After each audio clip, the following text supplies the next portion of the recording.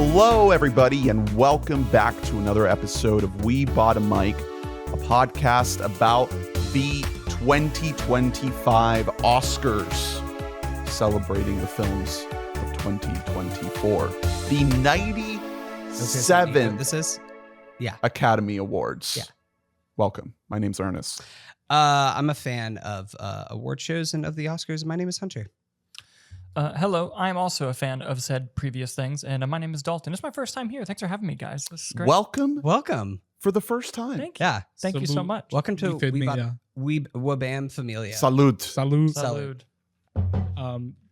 Listeners, watchers know me. I'm Adam Sirdoreus. Welcome back. Fan of the Oscars, but also begrudgingly watching as many movies as I can, even though I don't get a lot from them. You watched 350 movies last year because you thought that there was that many nominations for Best Picture. Correct? Yes, and I little did I know there's only 250. Oh, so yeah, silly. So that's why I saw like Madam Web, and I saw all the mid. Well, that was on the long. It was on the short. Wait, list, do I have to change my Best Picture prediction? Yeah, Is Craven? I guess we can start by this. Who is y'all's pick for who our Agent Argyle is? Oh. Did you guys ever find out? Do we who know? Argyle was? No, I'm never gonna watch that movie ever.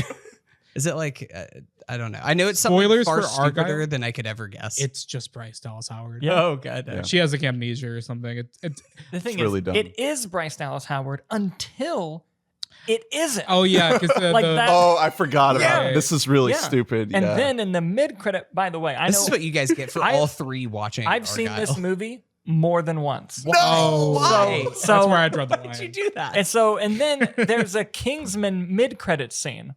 So now I can't lay awake at night looking at my physical media collection of Kingsman, knowing like I have to get Argyle now. Which makes no sense because there's like overlapping actors. Oh, 0%. yeah, yeah. like I hate it. It's so Wait, bad. That was I my didn't least favorite. realize that was a Kingsman. Yeah, because thing. they're at the They're at the bar. they're at the bar and they have King's they have Man. Statesman Yeah. beer. They have Oh. everything. yeah. So, question for when you were firing up your Apple TV Plus for Argyle round 2, were you like, I Buddy. think I missed something the first Listen, I have worse news for you. They were all theatrical experiences. I saw it, I think, 3 times. Are you Why? okay? Wait, I have to ask you, did you like Argyle? Blink twice if you need help. I don't think it's garbage. I don't think it's garbage. Woof. Is it amazing? No, it's not. Is it worth But- seeing in the theater 3 times? It wasn't at all. How like, many like times not even was a it little on your bit. ballot? Now that is the real question. My vote for who the real Agent Argyle is are the friends we made along the way. I think Yeah, that's the that's real facts. Agent Argyle. That's valid. Yeah. Yes. It was the only movie last year that I gave a half a star to. Ooh. And I and gave it 1.5, I think. when it ended, I turned to Victoria and I said, that is probably my least favorite movie of all time. Yeah. Oh, wow. I maybe it was just the environment that I saw it in, but when we got to like hour and a half in and nothing had happened, I was like, I hate this movie so much. We need to retroactively give a Wabammy to worst needle drop for the Now and Then AI Beatles song. Is that the is fucking used Thought prominently. about when they're that. like ice Yeah. or they're skating on the oil? Or is No, no, that- no. I don't even remember. And here's the thing that's annoying about that. They say like, "Oh, this is our song." It's like that song didn't exist until Yeah. like a couple weeks before the movie. Well, came it's out. very much like insert song here is our song. Yeah. Just whoever Apple can put Right. into the Whoever movie. Apple can find the funding I to just- throw in there. I really just want to shout out to anyone who just found this via the algorithm or search method. And I don't know if you expected the pod or video to start off with Argyle talk. on You're your like, Oscar deep. prediction. Oh man, it's here that we're listening to like 4 like esteemed critics in the Central Florida area. They're talking Oscars, We really got him. and we got them for like 7 minutes of Argyle talk. Okay. Unfortunately, if it does help, my least favorite movie of last year, we will unfortunately be talking about later in this episode because it is nominated. yeah. for the I award. told you that Brady Corbet is an artist. Yeah, well, we'll see whenever we get there. Yeah. and Adrian Brody deserves respect. Listen, I know you have beef with Wallace and Gromit, but they don't deserve this kind of hate, okay? Listen, I'm sorry. I just have lots of thoughts on hold on. I'm pulling up the name of a single documentary short so I can call it out. Incident. Oh wait, no, that's a police brutality one. The Only Girl in the Orchestra. All right. He's taking a firm stance against Hunter. women in the orchestra. Girls can be in the orchestra. I think that why is she the only one? That's my question. You know what? I like that approach. Yeah, so Yeah. There I you think go. they should be equal. There it We're doing something special today. So we have an annual tradition on this podcast in which we fill out our handy dandy Vanity Fair ballots, which we're also pairing with some fun custom ballots. Shout out to Sam Speedy, who made these ballots. We can post the link in the description below. And we're recording this a little bit earlier than we usually do. So we reserve the right to change our picks. I mean, we are cutting it down to the wire for whether or not we can change, because it's not like we're like doing this before any other prereqs. are Everything, happening at this point. everything has already happened. I mean, I think the last couple of years we've gotten the habit of recording like the day before. Yeah. And that's not what we're doing right now. We're recording a couple days out. But I'm very excited to not only have Adam, but also you, Dalton, on the show, because we're adding another wrinkle to the tradition. We're also going to be going through our our Critics Association of Central Florida picks for the best movies of 2024, our awards, our CACF awards. So as we go through these Oscar ballots and fill them out, we'll also let folks know what our critics group selected in each category.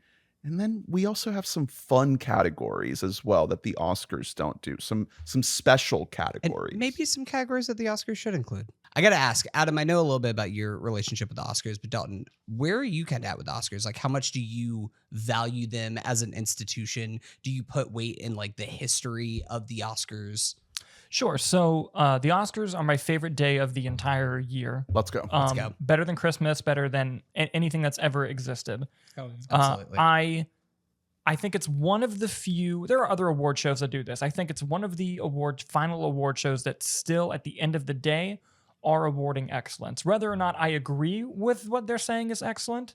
And I think the biggest proof of that, like whenever people try to tell me like, oh, the Oscars are rigged or they're all this, I'm like, they literally had a ceremony end with Best Actor thinking that a certain person was going to win, and they didn't win. That person didn't show up, and it was the most awkward thing I've ever watched. And it's like, you don't get Anthony that. Hopkins. Yes, Chadwick Boseman. Yes. Yeah. You don't get that unless, like, that's just proof, like, it's not rigged. They literally thought, like, oh, we're going to do this awesome thing. Watch this. And what you got instead was good television, which is exactly like the La La Land Moonlight thing too. The you don't get it fiascos, anywhere else. The whoopsies. Yeah. That's a great way to whoopsies. put it, honestly, because it's like I highly respect the Oscars as an institution and everything. Even regardless of how you feel about the wins, it's just like, I mean, any kind of body that like represents preserving art the way the Academy does, you know, say what you will about them with what they nominate, what they give the win to. At the end of the day, they preserve art, and that in these times, that is like just an amazing accomplishment. And I will always I agree, it's like one of my favorite days of the year. It's always like a blast, because even like the lesser years, you're still watching the Oscars. You know what I mean? Like that's what, like if you're a movie fan, that's kind of the end game. Yeah. You know, that's why you go to the theater in December. You get excited to watch like a critically acclaimed movie because of the prospects of it potentially winning Best Picture or any other kind of above the line award. That's always super exciting. Absolutely. And it's fun to get mad, because at the end of the day, it's like, it's all so inconsequential that the feeling of making it like feel more consequential is really fun, Right. where you put all this stock into something that ultimately like doesn't really matter too much. That feeling is really nice to get really, you know, amped up about it is super fun. The year that I remember first watching the Oscars was the Return of the King suite. That one, that's the one that's like burned into my brain. I think I was like maybe 9 or 10 or something like that. So just becoming like conscious and understanding movies. And then the couple of years after that were not great Oscar years. And it wasn't until, you know, maybe I think the next one after that was Hugh Jackman hosting and the opening number with Dark Knight not being nominated and The Reader and Benjamin Button. That I watched that like twice a year. That was probably the Incredible. first one I watched, and it was just to see if, like, I think it was more just to see Heath Ledger. That's like, exactly. It was the win. first one I ever watched, and it was to see if Heath Ledger was Like, going to win. I kind of have vague memories of like watching the 2000. Well, it was 2008, but for 2007, like I kind of remember having that on. But With No Country. Yeah, I totally was like it. When I was 10, I had no, like, I was like, I hadn't seen There Will Be Blood or No Country, but You're like in like 5th grade, just like There Will Be Blood's a masterpiece. But even 2008, like, Where's the Simpsons movie? I was like, where's Underdog? But I think the one that I always hold like very dear to my heart is the 2012 Oscar season, but for the 2013 Oscars, which was, I was like 15 at the time, and I remember just being like very like locked in for the first time with like actual predictions and like also just like, is that the 12 Years a Slave year? no, Or was that Argo? the year before. It was Argo. the Argo year, Okay, where I right. just felt like very attached to like Silver Linings Playbook, and I loved like Les Mis when it came out. I was very I just remember that was the first year where I was really like, I've seen all the nominees. I'm excited for these people to be nominated. Like I remember that's when Jennifer Lawrence was really on the rise, and I felt very like Invested. invested in everything. I think that was the year Seth MacFarlane hosted, which I contend he was a very good host. I thought he was very good at that. You mean I think you might Ted? be right. Ted. Yeah, When Ted Ted himself. hosted. Ted hosted. Like, You know, I don't remember. I'm trying to remember the first time that I actually watched the full broadcast. I don't entirely remember that. It probably was around maybe late 2000s or so. I do remember watching the King's Speech Social Network 2010 year. But one of my first Oscar memories is Crash winning Best Picture. Wow. Oh. Yeah. And the reason was because I remember, shout out to my Aunt Karen, RIP, was like a huge fan of Brokeback Mountain. Like went to RIP also Miracle 5, the art house theater in Tallahassee, where her and a few other people in my family went and saw Brokeback Mountain. She just kept being like, we need to go. Like she would go see it and then be like, more people in the family come with me to come see this movie again. And I remember it being a shock that Crash had won without ever actually seeing either of the movies, just knowing like it was this huge upset that won. It was just like, oh my God, putting it in like sports terms, it's like this team that was like this massive underdog, like winning the Super Bowl or something like that. Except it was in the bad way. It was like the bad guy won. like, even Jack Nicholson, when he reads it, he goes, "Crash! Wow!" And it's like that's not the most My common eyes thing ever. see Crash. No, it's one of those things though that tying the Crash of it all back to modern 2025 Oscars, I like this year in particular because it feels very up in the air in a lot of the big categories in a way that we haven't had. Oppenheimer was fun last year to kind of see that level of domination, but it gets a little bit boring. As much as It was Nolan's moment. It was, and that happens every now and then. It's the same thing, the Return of the King thing, like where you just kind of know it's going to be this big achievement, and there's pretty much a 3-month long recognition of this artist for his work. Yeah. But because there are so many precursor awards now, it can kind of reach a point sometime where by the time it gets to Oscar night, we're playing the hits. We know exactly what's going to win. We might hope for like a big shocking surprise and like an original screenplay, like Get Out winning original screenplay or something like that, where it's like, whoa, they did a cool thing. Or Parasite winning Best Picture. Where we all thought it was just going to go in 1917, which is a good movie, but it's like, come on. Yeah, it was very similar to like, I remember that night was very similar to the La La Land Moonlight thing, which I mean, I think La La Land and Moonlight are both masterpieces, but so not quite the same. But like when 1917 lost, I wasn't really that as excited that 1917 lost.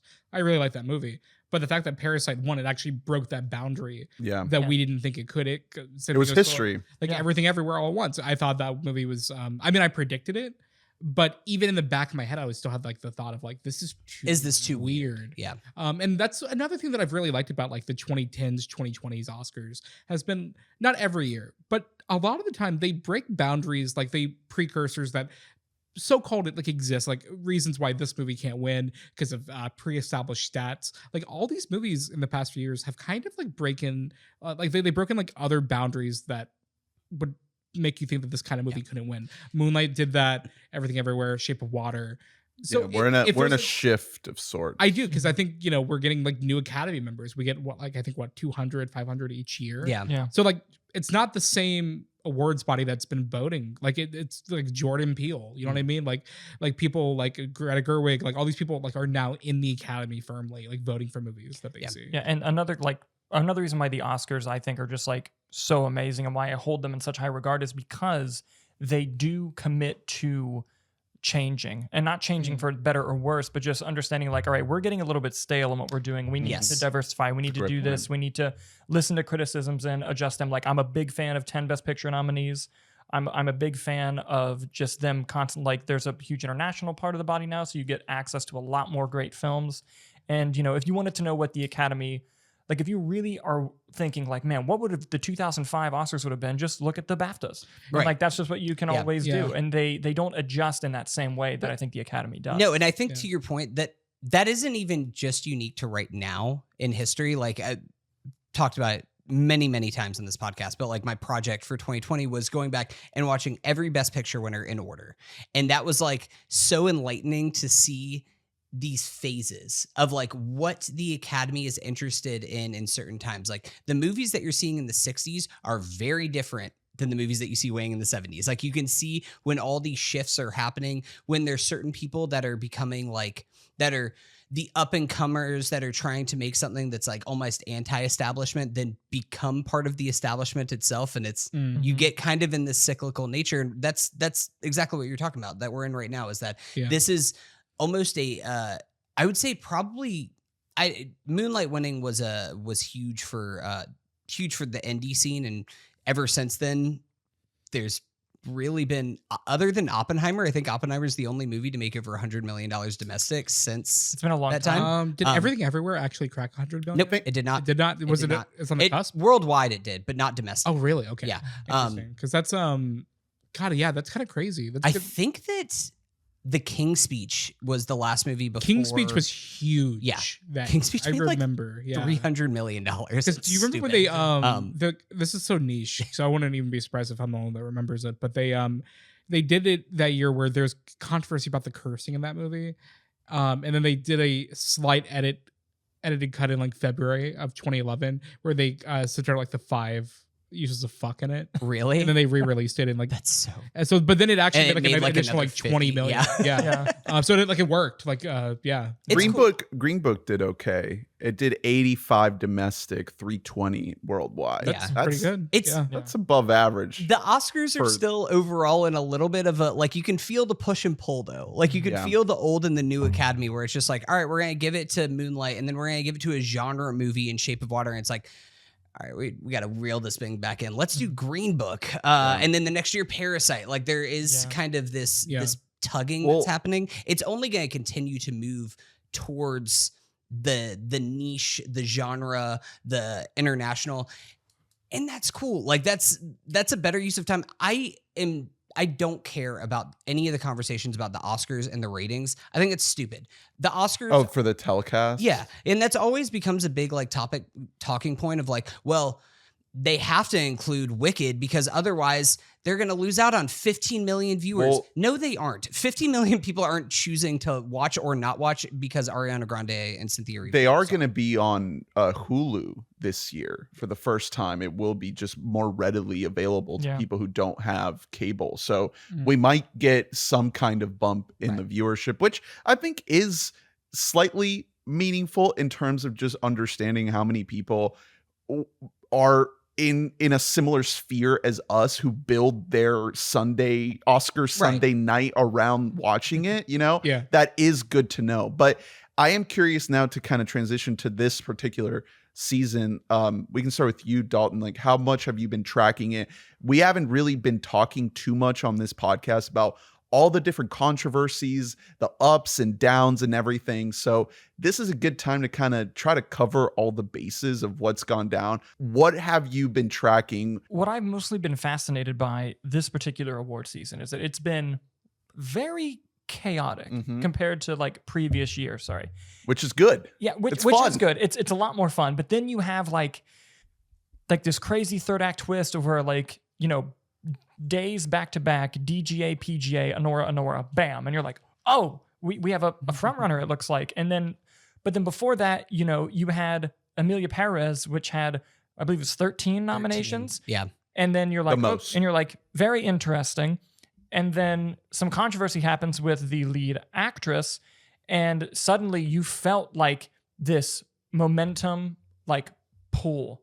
And it's not that it ruined all the chances for everything it's nominated for. I do think that it is going to win in a couple categories. But it's even though you agree or disagree with like what you think of the movie, you felt the momentum for the movie. Mhm. And then it was just gone. Right. And they're like, okay, so that's another thing you have to throw into this race. Then you also have controversies with like The Brutalist and its use of AI.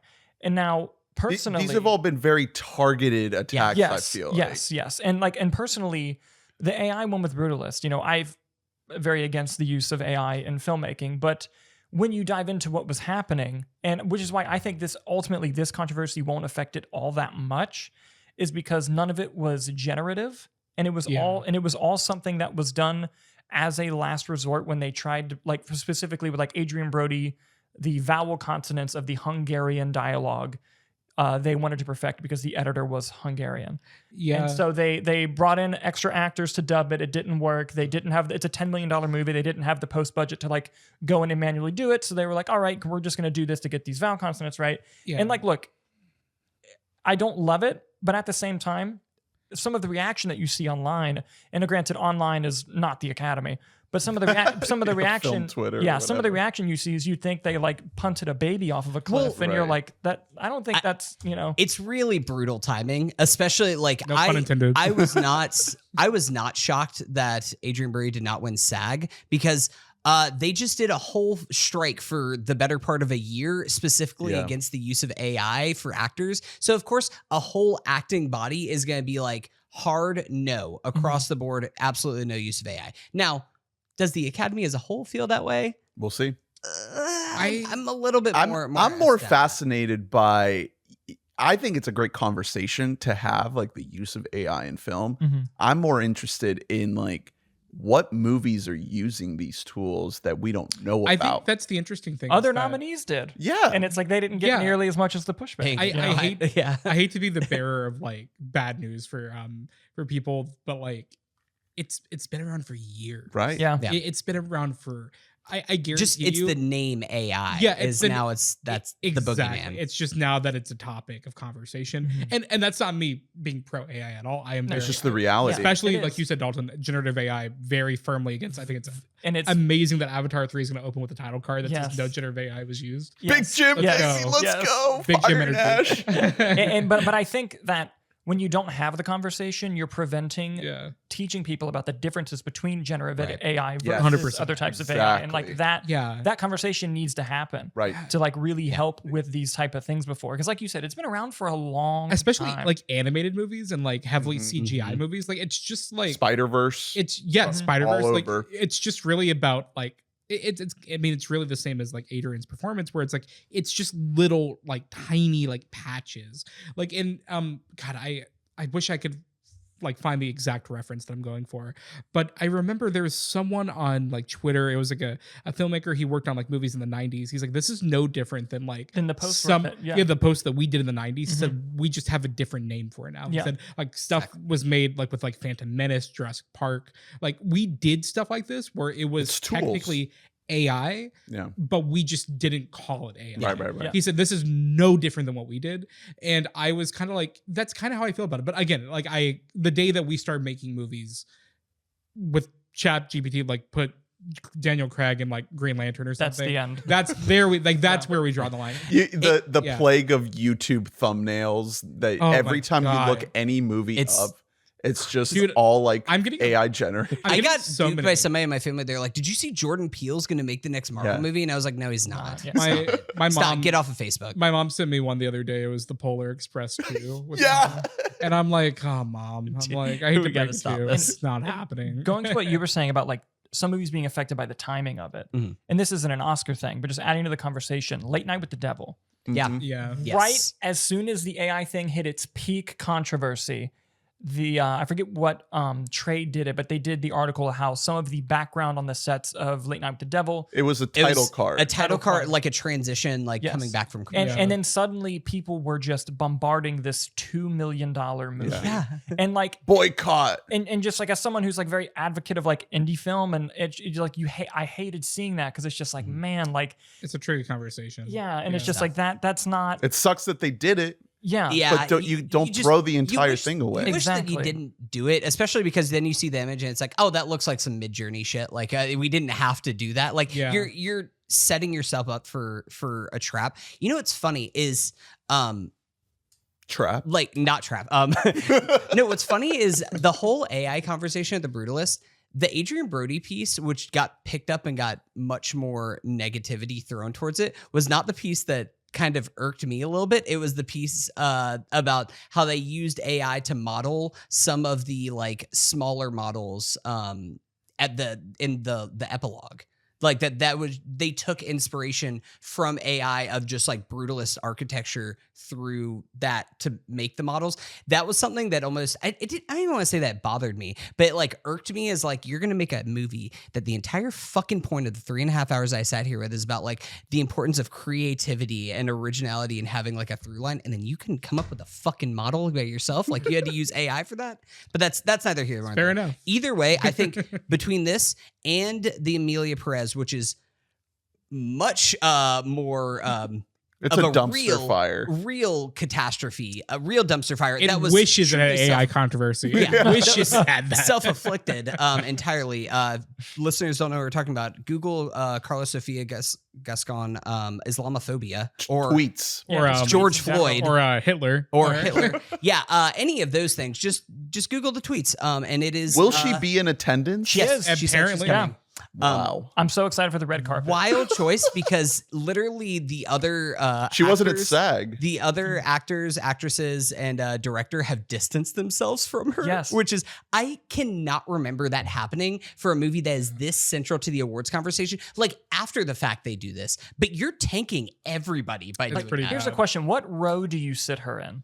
Because like it's not the Amelia Perez row. They've made that pretty clear. Like I believe at the SAG Awards, and correct me if I'm wrong, they did a clip package for Amelia Perez without her and face. she wasn't in it. The title character, like the star character. Yeah. But it's funny whether it's the Brutalist stuff or the Amelia Perez stuff.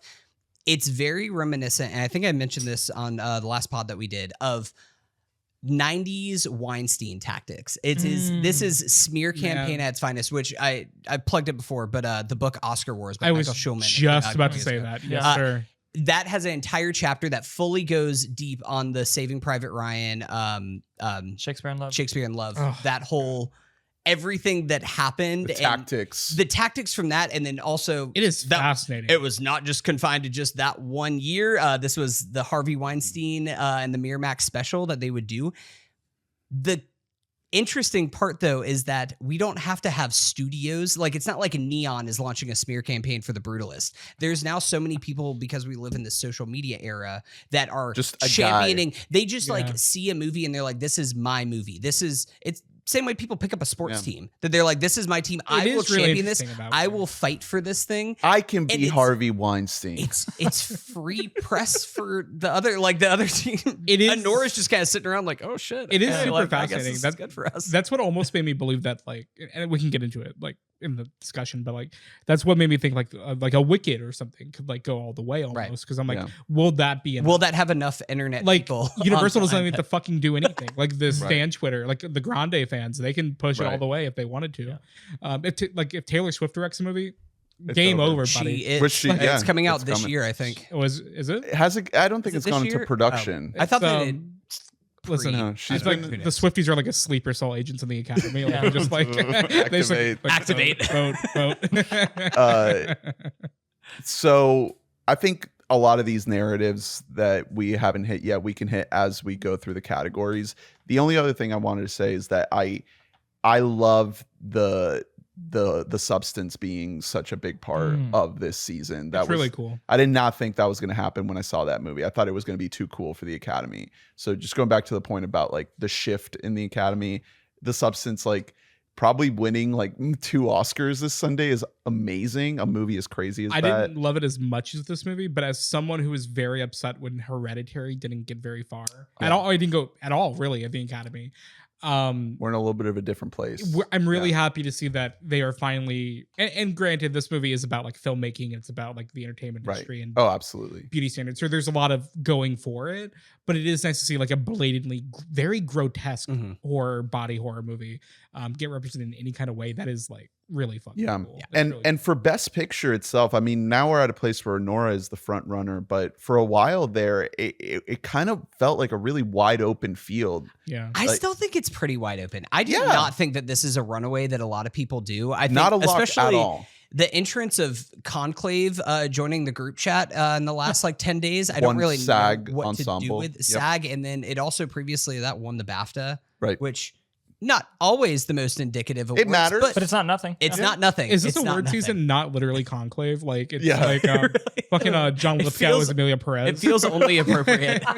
No, I think Tedesco's Amelia Perez. Yeah, Lithgow is probably I'd say Conclave. Is Conclave? Well, I mean, I don't know. Lithgow, we'll is Lithgow No. brutalist? I feel like Lithgow. That's a good one. There we go. There it Yeah. is. Him saying the weird shit is AI. Or whatever. Yeah. Who's the complete unknown? Is that going to be who ends up becoming The African? Yeah. All right. Our CACF special categories. I want to go through those before we start the ballot. So the Critics Association of Central Florida, we're all members of. It's a modest little group here in Orlando and Tampa and the general Central Florida area. As a board member, or not even a board member, I helped create CACF. I'm one of the founding members. Lifetime. Let's go. Started it right after I saw No Time to Die and was like, we got to lock it. I just went to dinner with a few of the other critics and we were like, we should, do You're something. like, we need to make an awards ceremony so that I can honor No Time to Die. Honestly, I'm a big Bond head, so that's it's a good movie. Yeah. But it was more just about like I saw like a lot of critics of that screening. I'm like, you know what, this is nice to have like a communal like experience and also like accessibility for critics. So and I just mentioned that for anyone in the area, if you happen to be in Central Florida and you're an active critic, hey. Apply. Apply. Be on Survivor. But I will say in the last 3 years, because this was our third awards, right? Yeah, because you came in 2022. 2022, right? yeah. It has continually like grown and gotten like bigger and bigger, and it's been a really cool thing to be a part of. And happy we're all here doing this pod today. Tis an honor. So the special categories that are not part of the Oscar ballot are Best Central Florida Film. And the winner we selected is a little film called Starring Jerry as Himself. This is a very specific honor that we like to give to a film that is made and set in the area. Can we say what the other one is? Yeah, it was Suncoast. Yeah. It was. I liked Suncoast for what it was, but I was very happy to see Jerry pull it off because it is a very super small production. No disrespect to Suncoast. The team behind that was so generous with us, like Hulu's in the PR department over there was super generous with getting us all screeners for it. It's nothing but love to Suncoast, but it was very nice to see a movie like Jerry go. It's a very, very tiny production. I don't know what the budget was for it, but micro budget, but you can feel the love on screen during that movie. It looks really good. It looks great for like being shot for like, I don't know, like nothing. Yeah. Like it's a story about to feed the crew. An aging Chinese immigrant man who realizes that he is the victim of a scam, and essentially the movie is him reenacting his own experience. Yeah, and the movie doesn't make it like explicitly clear. Like you kind of have to just like go with it. You're like in his point of view, but you as an audience member know like, oh no. Yeah, it's interesting the way it plays out, like in the way it kind of breaks the fourth wall at times, and it's just really unique. And I like literally Jerry as himself, he is fantastic in the movie. Incredible. Is it Yeah. available anywhere? I know Yeah, it's I think available it's to a rental, rent. yeah. It's a rental. It is available to I don't like think a $5 rental. I don't know if it got Nice. a theatrical release, but I highly recommend it. I don't know if it's streaming anywhere either, but it's worth your $5. It's worth $5. It's like it's like a $4 rental anywhere you can rent movies. It's a great movie. I really love that movie. And that's the one thing I love about having been in the guild. I have been able to see not even like even the movies we don't nominate, because we get so many screeners for other Central Florida movies. I've been enlightened to so many movies in the Central Florida area that I would not have seen otherwise. So, hey, like this goes to anyone, not even just Central Florida. Like try to find movies that are shot in your local community. Yeah, They're out Facts. there, I promise, and they're worth seeking out. absolutely. So that's starring Jerry as himself. It was Best Central Florida Film. Best Achievement in Diversity, we gave to Wicked. I don't think I got a chance to vote in this one because I hadn't seen Wicked by the time our ballots were due. So Wicked is actually not anywhere on my CACF ballot because I saw it after. The interesting thing about Wicked and movies like that for the diversity category is like when you first hear it, you're kind of like, there has to be a better like choice or option. But then you like actually look at its efforts to be diverse. Yeah, cast. And the cast and the crew. Well, not only just that, but like the Behind the camera, like too. Disabled like representation, Mhm. like how many people of color are on screen, and like sexuality and all these things like are very present in the film, and also like celebrated in the film. Like one of the lead characters in the film is like in a wheelchair the entire movie. It's very diverse, and even if it is like a big movie, it is very It goes out Yeah. of its way. it's very Yeah. diverse. And so that's the interesting thing. That's kind of the thing about being in CCF is that I'm kind of like being like, enlightened to things that I wasn't paying attention to Mhm. before. Yeah. Right. So Wicked got Best Achievement in Diversity. Outstanding Youth Performance we gave to Isaac Wong and Didi. Yeah. A great performance. He's so good in that movie. It's a great movie. And Didi. I don't know. Was this one that was open to a bunch of nominees? No, there was Young Furiosa was It was nominated, wasn't it? Isla, or no, I forgot her name. She, it was My Old Ass?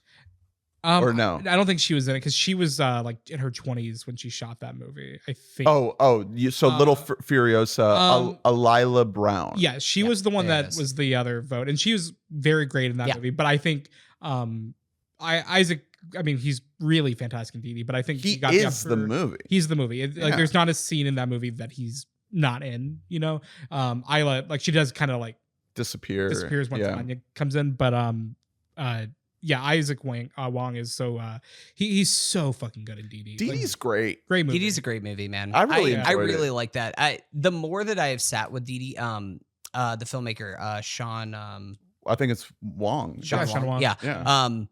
He's like, it kind of feels like you're just seeing a guy who's like, he's got the eye. Like Yeah. he's gonna go on to make other great things. I think so. It's a great debut. It's really good, and also I can say I think I voted for Joan Chen in supporting actress. we're gonna get to it. Joan Chen is on my ballot. She's so great. Let's go. I love her. And then Social Impact Award we gave to Sing Sing. Nice. I can't Great think of a pick. better, more deserving Yep. award for that. That was a tremendous film and very important. So those are under what we call the special categories. There's a couple other categories in the main section that are not part of the Oscar ballot. First up is Best Stunt Coordination. Which should be at the Oscars. 100%. Why they're is this working not an on it. Oscar? Yeah, I believe they're working on it, but they need to get it. Can they get it in time for the final reckoning so we can finally give Tom Brother, Cruise I'm an Oscar? This is the only way that Tom is going to get an Oscar is if they recognize his stunt performances. Well, hey, listen, if they don't do it, I will. Okay, Okay. I'll make it happen. The runner-up is Furiosa Mad Max Saga. And the winner is The Fall Guy. Your favorite movie, Hunter. Hey, I like The Fall Guy. That was my birthday movie this year. And you know what? I had a good old time at the theater. So what did you guys select on your personal ballots for this? So one? I'm going firmly off memory, but I do think my first pick was Monkey Man. That actually. was my pick for a winner as well. Yeah. I loved Monkey Man, and I thought, but when you actually like watch the behind the scenes B-roll footage of that movie, Dev Patel goes fucking hard, and not only just him, like everyone on the cast goes crazy with the stunt coordination. Yep. It's very impressive. I just had to pull up my list, but I had Monkey Man, Furiosa, The Fall Guy, my number 3, Anora, some good stunts in Anora. Oh, that's there are pick. And Twisters. I do know I think my 5th or 4th vote was for The Beekeeper. And so I've been doing a thing each year where I've tried to watch B-roll footage of stunt coordination to see it like in action, because I like even like movies that are like 3 out of 5 like the behind the scenes stuff, right? Yeah, even movies that are kind of like, you know, I don't like love, like they can have really amazing stunt coordination. Yeah, 100%. One that I weirdly voted for was Wicked, because I thought I saw the B-roll footage of Cynthia Erivo like literally like on a rope, like flying and singing, and singing at the same time. I'm like, that alone got at least 1 vote for me. Like that was really impressive. My number 1 pick was Rebel Ridge. I thought the stunts in Rebel Ridge were incredible. That's a great movie. And then I mean, I'm gonna say it for the first of probably 100 times, Dune Part 2. Dune Part 2. I will say for Rebel Ridge, I almost had I like you guys, I'm sure I keep a sheet and a note going throughout the year to keep up with my favorite performances, so that way when I'm at the end of the year I don't like lose track of them. I had Aaron Pierre and Don Johnson both heavily in my acting category. Nice. Yeah. Up until like a certain point, like once you get like to December, some of your favorites throughout most of the year like kind of fall off, but I had them on there for a bit. Yeah, for me, my first place for stunt coordination went to Furiosa. Nice. Yeah. I think that was my second. Here's the thing, like it's got to be up there. It's been like 8 years building the rig. Yeah, and it's and to me, a lot of the reason why stunt coordination specifically was because to me, like every action on screen was believable. Like it didn't feel like it was coordinated. Like I felt like I was watching what was supposed to be happening. Yeah. 100%. And Doom Part 2 I had second. Third place I put Deadpool and Wolverine. I like the stunts in that movie. I enjoy that film. I know that can be a hot button topic. I like that movie, but I think that, you know, the fight sequences specifically, whether or not they're done digitally first, I thought that the actual coordination and execution of them was well done. And the fact that a lot of the lead actors are pushing 50, and yes, the stunt performers do great, but when the masks are off and you see the face and you see the work they're putting in, I'm just like, man, that's... I felt the same way. I almost voted for Deadpool and Wolverine for that exact same reason. Like, again, I keep going back to the B-roll footage of it. I really think that's like an enlightening thing for me, is to like... watch B-roll footage and like actually like watch people do their jobs and like see it translate on screen. Deadpool Wolverine has I think the only thing that kept me from that one was that there was quite a bit of like CGI over some of that stuff, but like there are some sequences, especially with the Hugh Jackman stuff, or that like fight they have outside of like the 20th Century Fox logo, where you can see like both of them doing like legit stunts, and it's pretty cool. So yeah, I have a lot of problems with that movie, but not with the stunt coordination. Stunt coordination, I'll give it to it. Like that is deserving to be in a movie I saw after the deadline that I added to my spreadsheet in this category is The Fire Inside, the boxing movie with Brian Tyree Henry, true story about the Olympic boxer from Flint, Michigan. I thought, you know, boxing, like to see some of these actors actually doing the work. It didn't watch in time for the actual awards, but had to give it the shout out. Also, I did want to mention, I don't know if we did already and I forgot, but some movies that if they did not screen in time for our Critics Association were not eligible to be put on our ballot. There's particular. one big one, which is The Brutalist. So if there is a reason why there is no Brutalist that's happening. Before you come at us in the comments. Another big one, Venom: The Last Dance. I don't know how much Brutalist there would have been in my ballot anyways, but we'll hold that. We also Craven the Hunter. Shit. Now that They did miss the deadline. They did.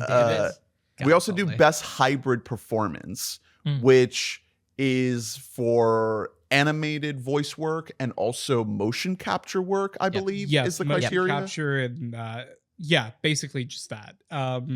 Which I thought has been a really cool category. I think it's a great way to recognize something like a performance that otherwise never is going to get the love that it should. I think that the winner here was my pick. So the runner up is Jono Davies and Robbie Williams for Better Man, and the winner is Lupita Nyong'o for The Wild Robot. She is so good. Incredible voice Yeah. performance. Although I will say Jono Davies was my top pick. Have you guys seen Better Man? No, I have not. I still need to. It is Um, surprisingly I fantastic. don't really I loved it. give a shit about Robbie Williams. Does Neither do I. Does that matter? No, Okay, I okay. had no clue who he was, and I cried like a baby at the end of that movie. I cried like 3 times during that movie. I thought that movie was tremendously moving. Better Man? Yeah, I loved it. It is. As like I need to see it. it really, and I say that as like a guy. It's from the director of As a Greatest monkey Showman. hater. As a you're- monkey Yeah. hater. I really do not like. I don't Showman like Greatest at Showman all. either. But this not a movie good is like, when I say like I'm putting like the Adam Sirdoreus stamp of approval. Wow. Like I Better Man. loved it. It made my top 20 of the year. I Hell loved yeah. it. Yeah. I really wanted to put Tom Hardy and Venom in here, but it didn't yeah. make the You're still deadline. one step Yeah, ahead. not eligible. My picks here were Kevin Durand for Kingdom of the Planet of the Apes. He's really good at that. And Maya Hawke in Inside Out 2. I put Noah Teague in there for Planet of the Apes too. I thought he was pretty good. Yeah, my first choice was Owen Teague. Yeah. Yeah. And I forgot who else. He's the lead, Yeah, he's the the main lead- guy. the- I the thought he was pretty main good. monkey. Yeah. I hate to keep going back to like BTS footage. The B-roll. I was gonna say, yeah, but, that like, was crazy. It's really cool. Yeah. I mean, Kevin Durand, I think he is kind of the MVP of that movie. He's really good. But Noah Teague does some solid work there. He's really good. yeah. My second choice for this was Peter Dinklage in Wicked. Oh, And yeah. my main reason for it, honestly, was because when I was watching Wicked, The goat, right? yes, Yeah, to me, that character, that performance that he gave that character such a grounded feel Yeah. to where Yeah. when they flip the chalkboard over and he sees what it says, I wasn't even thinking about the fact that, oh, this is like a CG hybrid performance. I Yeah. was just like, this poor guy. Yeah. It's a fully realized Yes, character. And that's that's- what I was looking for. Yes. That's something that could have easily like not worked. Like, Yeah, it 100%. easily could have not worked. Yeah. But yeah, you're right. Like his performance and like vocals, like it really does at the end of the day. Yeah. The last CACF only category is Best First Feature. The runner-up was Julio Torres for Problemista, and the winner is Dev Patel for Monkey Man. I think I definitely voted for both. I know I also went for Jane. I forgot her their last name for I Saw the TV Glow. Jane Campion wasn't eligible. Jane Schoenberg. Campion. Jane Schoenberg. Schoenberg. Yes, that's it. I knew it was Jane. Which I Saw the TV Glow was great, and That's not that wasn't eligible Mm-mm. because of We're all going to the World's Fair. Oh That my was god, the first I got that mixed up. Never mind. No, Forget what I said. did vote for who was the filmmaker who made Inside Out 2? Oh, On my long spin list. the wheel. I don't know. I whatever Pixar intern Yeah. went for, but I loved Inside Out too. I loved it. I don't know if I loved Inside Out 2, but I thought that's a competently made thing. Yeah. Shout out again to Maya Hawke, who was on my hybrid list. I wrote down a bunch of movies for this category to try to watch before the deadline, and I didn't watch most of them. Yeah. Well, But I the- should say we disqualified a lot of nominees that were eligible for other awards. Like, for example, Dee Dee. Sean Wong, because he has made documentaries before, and he's made short films before. And Ramel Ross for Nickel Boys was not eligible in our awards because he has made documentaries before. yeah, Which he won the. I'm trying to think of the big body that does first feature. Is it the Spirits that do a first feature? Indie Spirits. I think. Yeah. Yeah. I think that both of those were eligible. There was a movie that I wasn't sure if it was eligible. It's called It's What's Inside, written and directed by Greg Jardin. That was a pretty cool movie. I don't think I ended up putting it in my ballot because I was unsure if it would be counted or not for this category. If I did vote for it, it was like my 5th slot. That was a cool movie. It was very well directed. The script was a little bit like sporadic, but it was a good movie at the end of the day. I was pretty happy with Monkey Man winning just because Me you too. read Yeah. what Dev Patel went through to make that movie. And I'm so glad, this is slightly off topic, but I'm so glad that it got the theatrical release. Yes. Same. Oh, so It's Because one it of was those meant things- for Netflix originally. Yeah, right? I got invited to a test screening of that in 2021 from Netflix. Wow. They invited me to watch a virtual test screening. oh of it. my God. And It was a very different movie, wasn't but it? I didn't actually Oh, watch oh. it. I because I did a different test screening instead. Although I'm curious if anything changed. I mean, I I heard a lot. I bet that a lot did because one of the big things was Netflix was just like, hey, this is going like, we have a big international audience. Like, you have to tone down the politics that are in this movie. Yeah. And for the issues that I have with Monkey Man, as like, it very much feels like somebody's first movie, Mhm. but I mean that kind of as a compliment as well. And that it's just like, Promising. I have Yeah. so many emotions and ideas, and I just have to like purge myself of all of them onto the screen right now. And I think that's really exciting in something like Monkey Man because there's enough great highs in it that's like, okay, you can do this. Nothing was left on the table. Yes, It was all absolutely. on the screen, for better or worse. I agree. Someone I wanted to shout out in this category, and I just lost their name as my phone rebooted. Give me 2 seconds. I had Problemista on here. Probably I- that's such It is a great movie. film. And No Other Land I saw was eligible, the documentary. It got So quite a bit I of, put that on here. A lot of people voted for that. I couldn't even disclose what it was if I wanted to or was allowed to, but I do remember it got quite a bit of votes. I just think It's a documentary, so it was also the fact that I think that it didn't have an actual distributor. yeah. Yeah. Tough. Which no fault to the film on its own, but Still doesn't. still doesn't, which is crazy to me that It might win Oscar best documentary and then still People not have a can't watch it. distributor. it's so nuts to me. But It's great crazy. movie though. Did you find it? Yes, Arkashaw Stevenson for The First Omen. Oh my god! I yes. still That- need to oh, see that. Dude, that movie whips. It's so good. So here's the thing about First Omen. I'm a huge fan of the original Omen film. I'm a Same. huge Richard Donner fan. And when I don't like the remake that came out in like 2006 or something. It's awful. Yeah. And I heard about this movie and I could not be less interested in it. I'm like, no. Like I thought it looked bad from the trailer. yeah, and I'm like, I'm not going to watch it. And then I started hearing through the grapevine, like, oh, hey, I thought it was really good. And I'm like, okay, I didn't see it in theaters, didn't see whatever. And then finally, I wanted to get as much movies in before the deadline as possible. Yeah. Like, let's give this a watch on Hulu. I was blown away by how much I enjoyed it. It has, and the reason why it got one of my second vote for Best First Time Director is because when I think about like movies that stick with me, there's an image in this movie that I won't spoil. I know exactly what you're talking about. Okay. There's an image in this movie that is so fucking gnarly that I was like, they are and I'm like, this movie was in theaters from the Like- Walt like- Disney Company. Yes, I'm like, how did they let this image like go in this Dude, movie? when I did it see it was in great. I did see it in theaters also with after not intending to see it in theaters. I kind of just thought I was going to skip it, but the reviews were just so strong that I was like, okay, I kind of tap as a in. horror guy, I kind of gotta go. And I genuinely loved it. I do think like there was like a little bit of like a fourth act problem with that movie. Yes, which big time. But I mean, man, though, what she does behind the camera, it is I was it's really cool. thoroughly impressed with the direction. And I will say, I forgot the actress's name that Nell Tiger Free, I believe her name is, who plays. She's the lead in the movie. Yes. She was also on my. We'll get to that later, but she was also. I just want to say it now in case I forget. She was on my ballot for Best Actress. She is so great in that movie.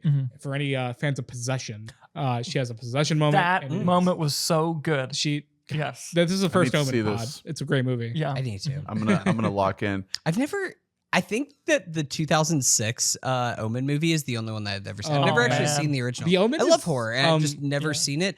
I remember seeing the 2006 horror movie whenever it came out. Well, I remember it being released on June 6, 2006. Oh my god, I remember. I remember that being a Oh. huge marketing thing. And then whenever it actually came out and went to our local Blockbuster, and my older sister rented it for me so that we could watch it together. Nice. I remember the only thing I remember about that movie is it's like Liev Schreiber is the dad in it, I think. Mhm. That sounds right. Naomi Watts? Nice. Or am I making that up? But I will say to recommend the Omen franchise. The Omen franchise is really solid. Friend of the pod, I know Colin. Yeah. really likes those movies. They're very interesting. But by the third movie, it's like weirdly like political and like There's lore. I don't want to spoil it, but like what's his name? Sam Neill plays the grown-up Omen in the third Omen movie, and he's fantastic as Damien in that movie. It's one of his best performances, I think, and that's saying something because Sam Neill is one of our best actors. Yeah, and if you have an itch for like a mid 2000s version of the Omen, just watch Final Destination 3. It's a better, Nice. it's a better version. Absolutely. All right. So let's finally jump into our Oscar ballots. Oh boy, Let's do it. So like we said at the beginning, we reserve the right to change these in between now Tomorrow. and Mid-pod. Do you guys 7:59 p.m. on March 2nd. Do you guys want to carve out the next like 45 minutes to give your thoughts on each and every short that's on here? or- So let's start with the shorts. Have any of you seen any short? No. no, I Okay. I haven't either. And that's I'm it's, planning on trying to see at least the animated and or the live action. Probably I'm gonna see which are available, how many are available online Yes. first. If I'm not mistaken, I think all animated are available online. Last time I checked, although Reddit has steered me wrong before. I was telling Victoria the other night, I'm like, I may just try to watch the animated ones because I do think those are usually pretty worthwhile. Like I always get something out of the animated shorts. They're always like super experimental and cool and like challenging. I think they need to cut these. They just need to make a it shouldn't different be at the award Oscars. show. Yeah. I was gonna say I would personally love, and you don't have to televise it, shorts make it a big deal. Oscars. Like it's Saturday and Sunday. Saturday is the shorts, and it's like best director of a short film, best editor of a short film. Yeah. And like, Yeah. it could be on YouTube. And Yeah. like, I think that would be very interesting and a cool thing to Yeah. do. Have a red carpet. Yeah. Yeah. And do the whole Here's thing. The thing I am pro. These are the only three that I'm pro cutting from the telecast, because then that can make space for my favorite thing about the Oscars, which is movie montages. Yes. You know what I like to do is to watch the Oscars and be like, man, you know what's great? Movies. Fucking Also, love like movies. clips, Yeah. like performance clips. Yeah, Which like, they are and- going to do. Are they? Yeah. Yeah. It came Oh, out wait. today. Oh, They're they gonna are? do it. There's Yeah. no more yeah. no more songs. I know. Aren't they doing the thing where they're I'm going to good with have that. like a person each, like five So former they- actors come out and just like talk Here's about the thing. I performances? think they're doing that, but not for the acting categories. I think they Oh, might have there's gonna just have, like, scrapped five, it. like, Did they scrap it all editors? together? I think they might so. have. Yeah. Yeah. People just coming out and be like, "Who's that? Oh, he won best editor in 1996." People who have no on-camera charisma, Yeah. just walking on stage like, so All right. No the camera training. brutalist. So first we're starting at the bottom of this ballot and going all the way back to the top. So at the bottom we have documentary short. Odds are all over the place for the shorts, so it's kind of a Yeah, free for all. You kind of can't even cheat if you want to. I'm gonna go with I Am Ready, Warden. I was I was circling that one pretty much for the last week. I ended up going with The Only Girl in the Yeah. Orchestra Same. because just speaking as a member of the press, that is the only one I've seen marketed, Okay. and that is kind of a really good indicator of where it's going because you can tell that Netflix is putting money behind. I was gonna say it's Netflix, and usually Netflix is like money. Yeah. and, and it is very widely accessible. I Mhm. know I'm Ready Warden is on Paramount Plus, I believe. Although that one has very mixed reviews. It's on Paramount Plus. I don't know how good the PR has been for it. I still think it could win because these shorts can often, even if they get bad reviews, they can often win. But just because of the push that Orchestra has, I'm going with that. I don't know how many betting odds you want me to read in all of these. I'm nervous, man. Well, Well, are you actually on betting sites? I'm on BetUS. I Am Ready, Warden free has ads. slightly better odds than The Only Girl in the Orchestra, but not by a lot. I didn't I mean, know it's slim. you're It's on slim range. real dark web shit because the I site might that I'm get a- looking I at might like, get a does not virus. even have anything listed for the Does shorts. FanDuel have it? No, well, maybe. I don't know. I don't have FanDuel, not legal in the state of Florida. Vegas Insider doesn't Yeah, doesn't I have will say, because my extent of research that I've done so far is I've read the plot synopsises of each of these shorts. Yes. I think it's kind of a 3-horse race, just from what I've read, between I Am Ready, Warden, which I'm actually going to pick that one as well, which is about a guy on death row who's like seeking essentially like forgiveness from the son of a guy that he murdered. So like topical, timely, whatever, blah, blah, blah.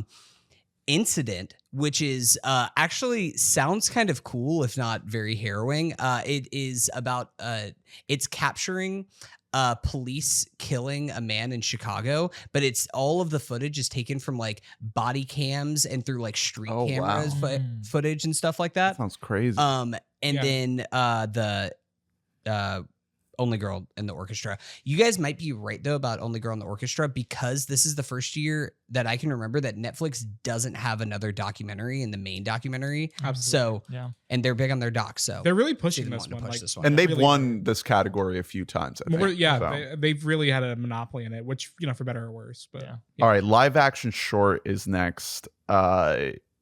Again, not a runaway here in terms of the predictions, but I'm going to go with The Man Who Could Not Remain Silent. Okay. I have the same thing as well. I went with I'm Not a Robot because neither am I. I went with Alien. Alien. Alien.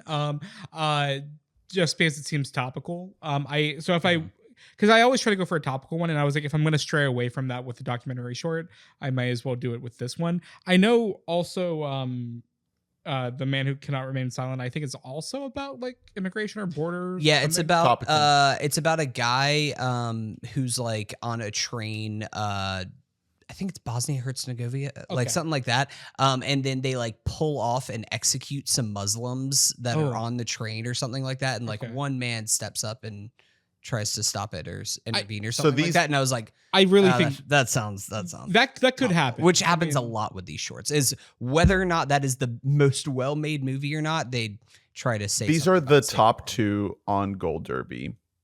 And Vegas Insider is giving slightly more odds to Aline. But not by much. Yeah, I mean, I'm not confident in any of these. I can pull out the I've seen it and I feel this way about it card, but I haven't seen any of these, so I can't even say. If we're playing the game of like which short I think is the best, again, based on reading the plot descriptions, I would say I'm Not a Robot sounds really cool. It's sounds- basically the You know? the log line of it is like a woman keeps failing a CAPTCHA on her laptop, Oh, and so cool. she starts to think like maybe I am a robot. That's really That's cool. that's a fun idea. Great idea for a short. Like that's Nice. that's really Brilliant. cool. Nice. Shout out to Enzian. I need to go. I'm gonna watch that these. week. Yeah. That sounds really cool. All right, animated short. I'm gonna go with Beautiful Men. Okay. Nice. That's my runner up. I'm going with Yuck, which that's really the only one I've heard about prior to even like looking into the nominations.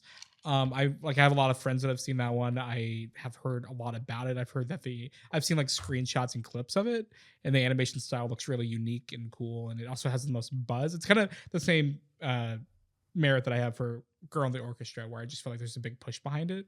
And maybe I'm biased having been in a Critics Guild for so long, and I see how much when a PR firm does their job and they push a movie, it sometimes pays off even due to Academy voters. So that's what I'm going with.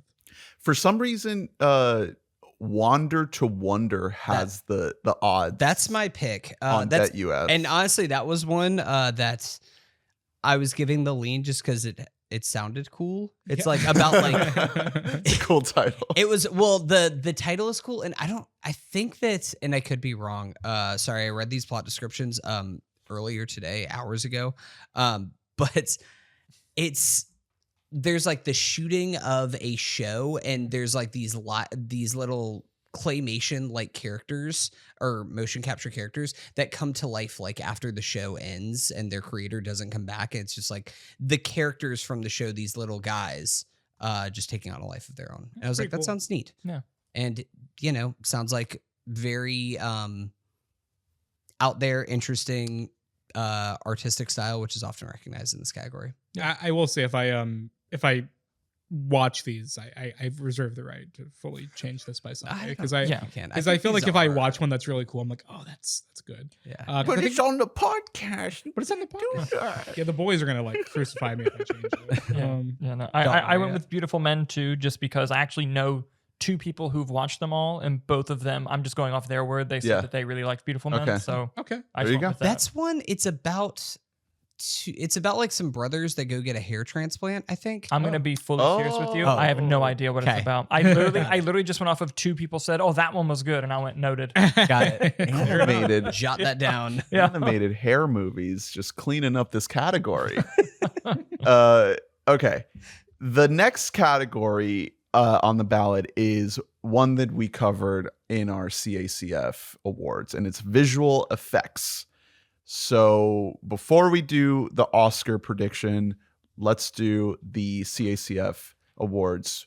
The runner-up was Kingdom of the Planet of the Apes, and the winner was Dune Part 2. And if I may say so, I would say that's exactly it for the And Oscars too.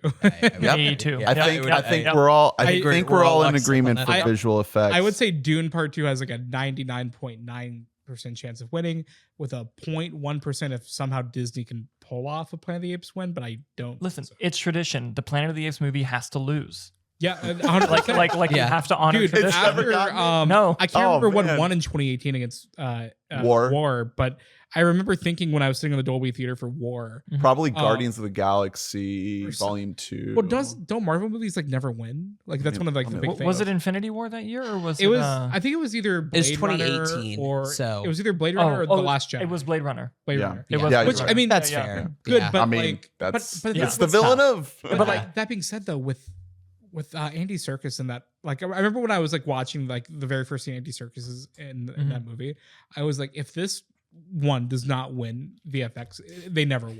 Yeah. Yeah, 'cause and it's it so- turns out maybe they won't ever. So Yeah. Yeah, they never will. It's gonna be Dune. This is They always already- put it in the same year as another beautiful visual effects. Can I say Yeah. one thing that honestly one of the biggest things that I am ashamed about on my ballot is I put in my top, I think I'd put it number 3 behind Dune and Kingdom of the Planet of the Apes, Nosferatu, and one of the great reasons VFX. was Yeah. great VFX, but one of the reasons was I was just like, God, those rats looked incredible, not knowing that it was actually 5,000 real rats that were God. real trained rats that were Bobby, running through the Bobby streets. Eggman. And I was like, that's What a my bad. king. I'll take that. I'll shout out if- Better Man again as well. I thought Better Yeah. Man had a really good VFX. Like it was super like realistic. The rats affected you visually. They did affect. They me. did. They affected my retinas. Yeah. Yeah. So when I was putting together my ballot for the critics group, I was trying to force myself not to put Dune for at the top of every single category. Right. Yeah. This one, I had to do it, obviously. But underneath it, I had Nosferatu. I also had The Substance, which For visual effects? I watched that behind the scenes video that Mubi put out, and there are so many moments that I thought were visual effects It's similar kind of thing that you are think real. it's- Yeah. That they just made them. All I'll It's say actually is just a that- person just injecting themselves with green liquid. Or bursting out of the spine. Like they actually built a Yeah. fake back for someone to It's- burst out of. It's a great. I mean, that movie is gnarly as hell. Oh, yeah. It is, Also Furiosa. Yes. Shout out. I think I also voted for Twisters just because I Yep. thought the way the storms of that movie looked incredible. Yeah. Okay, so we all did Dune Part 2 for the Oscar. So the next category is sound. The CACF sound design runner-up was Wicked, and winner was Dune Part 2 I for gave sound. Winner a Dune Part 2. I know Dune Part 2 was my big one. Yeah, I remember same. doing Wild Robot at 2 because another thing, I watched the BTS Mhm. footage of that. This- and honestly, how they got all the Yeah. animal and like forest and like all that shit, very cool. The sound design is sick, and it's really cool that it actually got nominated for the Oscar because I can't remember another animated movie being Yeah. nominated for Best Sound. But again, the sound design is nuts good.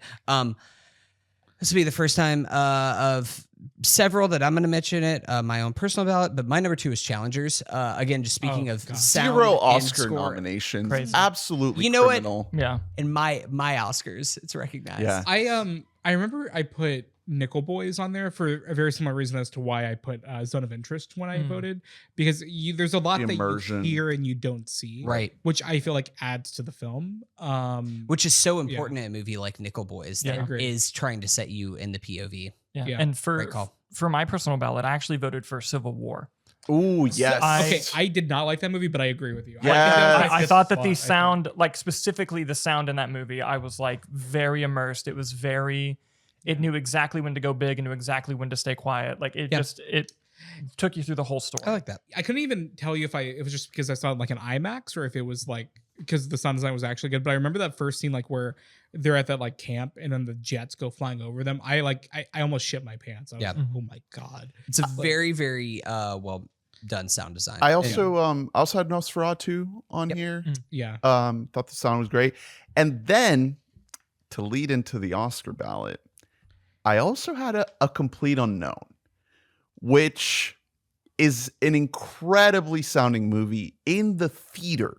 And I don't know if Academy voters have seen this movie in the theater. Buddy, all I can tell you is that movie reignited my Bob Dylan phase. Like I have been, I swear to God, since the beginning of December, since I saw it at the screening, I log in to my job, I do the VPN, I log in, pull up Spotify, Bob Dylan's playing in the morning. Every morning since December.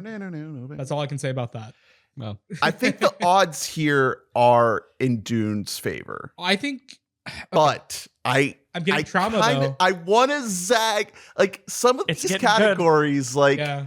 I would not be shocked We're if here it to have a completed little no. fun. You I know, mean, we're yeah. here to take chances. I'm just gonna say it. I have Wicked. Or Wicked. yeah. Wicked, I think, is the other one to watch out for. But I think the singing live on set mixed with everything Yeah. else, I think goes a long way. I cannot remember if Les Mis won Best Sound. I probably doubt it, but I just have like, it's a heavily nominated movie. It's gonna be looking for these like technical categories too. undercard or Yeah. Yeah, I think if there below is the like, line. Yeah. this could be one of those like under the line ones that like kind of fuck you over. But I'm going Dune. It's the same But thing. If I was voting, I would put Dune. Wicked and also It did win. Les Mis did win sound. Okay. okay. Yeah. Yeah, I mean it's I don't think that's a bad pick at all. I think that's I'd say it makes me it's- nervous. I would say it's a 3-horse race between those three, between A Complete Unknown, Dune, and Wicked. yeah. My thing with both A Complete Unknown and Wicked is that I really don't know how much international people give a shit about either of those movies. Like I question. just really don't know. Like, yeah, they're getting nominations, but SAG, which is an American branch, gave Timmy love. Otherwise, Complete Unknown getting pretty much shut out. Wicked, I do think like we're going to talk about it in a couple of the categories that are coming out that I think that's also going to compete in, if not win outright. But I just don't know how much respect for it there is overall. See the international box office, which isn't that great. Fair. That's fair. Yeah. But I it's think cool they sang on set. So I think this is one where I might take a chance and go A Complete Unknown. Interesting. I think with Wicked, I think plus that it does have to it is that on top of being a musical, which I do think sometimes the Academy really just does look at like things like, oh, music equals sound. Yeah. You know, I think that also does have like the genre factor of it too, where there's like so many other components. So I think that could push it. it could but, work. Yeah. But I mean, but if you've seen Dune in a theater, you just God, the sound design is I agree. stupid. Like, Yeah. it's just Yeah. undeniable. Here's the thing. You see Dune at home with like a halfway good sound system, it It's still still- works. yeah. It still hits. Yeah, and I mean, and I also feel like that may make up for the whole like score debacle that they got into. Oh, that's a good point. So yeah. I'm going Dune Part 2, but I'm That's a not great point. feeling great about it. Mhm. Yeah. Well, this might be one of the ones I choose. I don't before I Sunday. also I never really know with the Academy on is this one of the ones that's only voted on by specifically the sound engineering branch of the Everyone Academy? votes on The everything. winners, everyone votes. But except for the shorts. The shorts, it's only the people that are in the short. Yes. Which that's again, correct. Yeah. why are they included in the ceremony? Yeah, yeah. At that point? Yeah. Good point. Okay, the next category is production design. For CACF, we did runner-up Dune Part 2, winner Wicked. Very interesting. Yes. And then for our personal ballots for production design, I believe I had Nosferatu for number 1. Yeah, I mean, the first time you see Count Orlok's castle, when I saw that, I was like, "Yep, there we go. That's going to the ballot." I think Dune was my number 1. I had it in a lot of texts, but I had it too. off the top of my head, I know I had Nosferatu, and I know I had it kind of pained me to not have Brutalist on there because it was I just know, so fun. dude. But Same. Brutalist would have made my top 5. Yeah, it's just very yeah. impressive what they do with that. With the budget that they are given, I think the production design is pretty immaculate. I did have Wicked as my winner, and I had Dune Part 2 as my runner-up, so I fall in line there.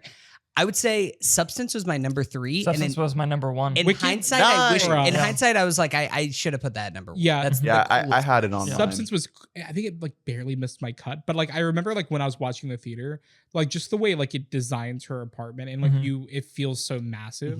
Like I always think of that scene where she's like dragging her through the hallway. It's like it feels so Right. long. Yeah, like impossibly long. Like yeah. you have such a perfect mental image of the confines of space, which is like one of the most geekiest, but also like loving things I can say about a movie. And they You also did a great job of making Paris look like LA. Yes. And right. like, Did they do a great job? well, they was like with not what they Los have. Angeles. Yeah. With the budget that they had, did yeah. a good job of not going wide on the lens. Okay, I guess that's true. Yeah, I think like that was able to like smart decision. make I up guess. for a lot of it. I will say, to its credit, I think that production design historically always goes to the maximalist thing, and it's going to go to either Wicked or Doom Part 2, Yeah. probably Wicked. Well, But I think that I this also wanted- is like the Substance is a masterclass in production design minimalism. It is like Yeah. all that we need to make something close-ups. to make an impact is bold font, Yeah. is having like white tile bathroom, like, and these are all images that can be burned in your head the same way that fucking Making Munchkinland can be burned in your head. Facts. I do think for the Oscars, I think Wicked takes this at the end of the day because I think it's doing the brutalist thing where it's up here, or Emilio Perez thing where it's showing up in a lot of categories. Mhm. I don't think it's gonna. Well, we'll get there, but I don't have it in a lot of wins. But I do think this is where it's gonna sweep in categories like this. And there's been controversy about like cinematography and all those things, but like They built a lot of these sets. undeniably, sets like are really cool. And the Oscar voters, they pay attention to that kind of stuff. Yeah. And Yes. also, I will say, you can see it on screen. Like when you're watching Wicked, like you can tell that's a real train. Like My Munchkin issues Land are is with there. some of the way that the movie is like looks. I Like, agree. The sheen Yeah. that is on the movie. That's why like John Chu winning some best director is like, Yeah. what? No, I agree with But that. the production but design is incredible. It's really great. And yeah, no, I agree with that. Yeah. I have Wicked on here. Did you have Wicked? I have too? Wicked. Yeah. I have So the Brutalist. Brutalist. I Yeah. think And- that could be a dark. And here's horse. the thing: the Wicked. I think the production design is gorgeous. It's immaculate. My only thing going against Wicked is the sheen that you were saying. Mhm. Like Yeah. it has almost like a filter on it. Whereas I got to be honest, the main reason I'm picking Brutalist is what I call the Phantom Thread rule. Mhm. And that one of the Mm. biggest Oscar arguments I ever got into with somebody when we were predicting was they were voting for something else other than Phantom Thread to win costume design. And I said, it's about designing costumes. Yes. And That's so my fair. argument here is like, it's about not building sets, but it's about Building. architecture and Yeah. buildings. Like it's going to, That's a great and The it's like only- that's, I agree with that. I mean, but especially like this could easily go to Wicked. Like I would not be shocked. Well, if it look goes to look out Wicked. for Dune Part Dune 2. 2 could come in there too. I think Yeah. with the Brutalist, and this doesn't have any bearing to my own opinion, Mm-hmm. but I will say, and this I think people forget about this because the AI stuff was so prevalent with Yeah. the controversy. But before the AI thing happened, there was a little bit of controversy with the fact that they didn't actually build or design anything for production design. Yeah, Which it's is all not, the facade. It Yeah, could be so- enough in a close race. It Now- could be enough to. I would still say that it's worthy because of the craft that went into it and making it fit thematically into the film. I say that. I wonder how much bearing that has on the Academy.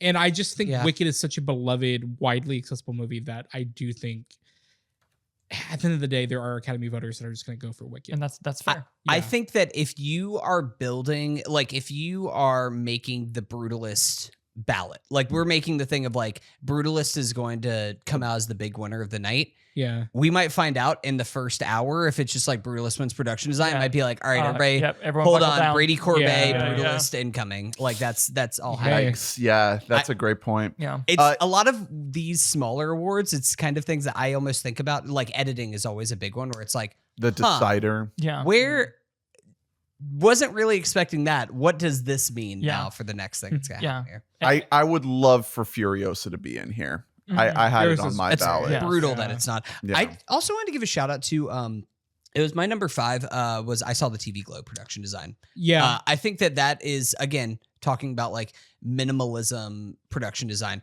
There's certain things like the food truck.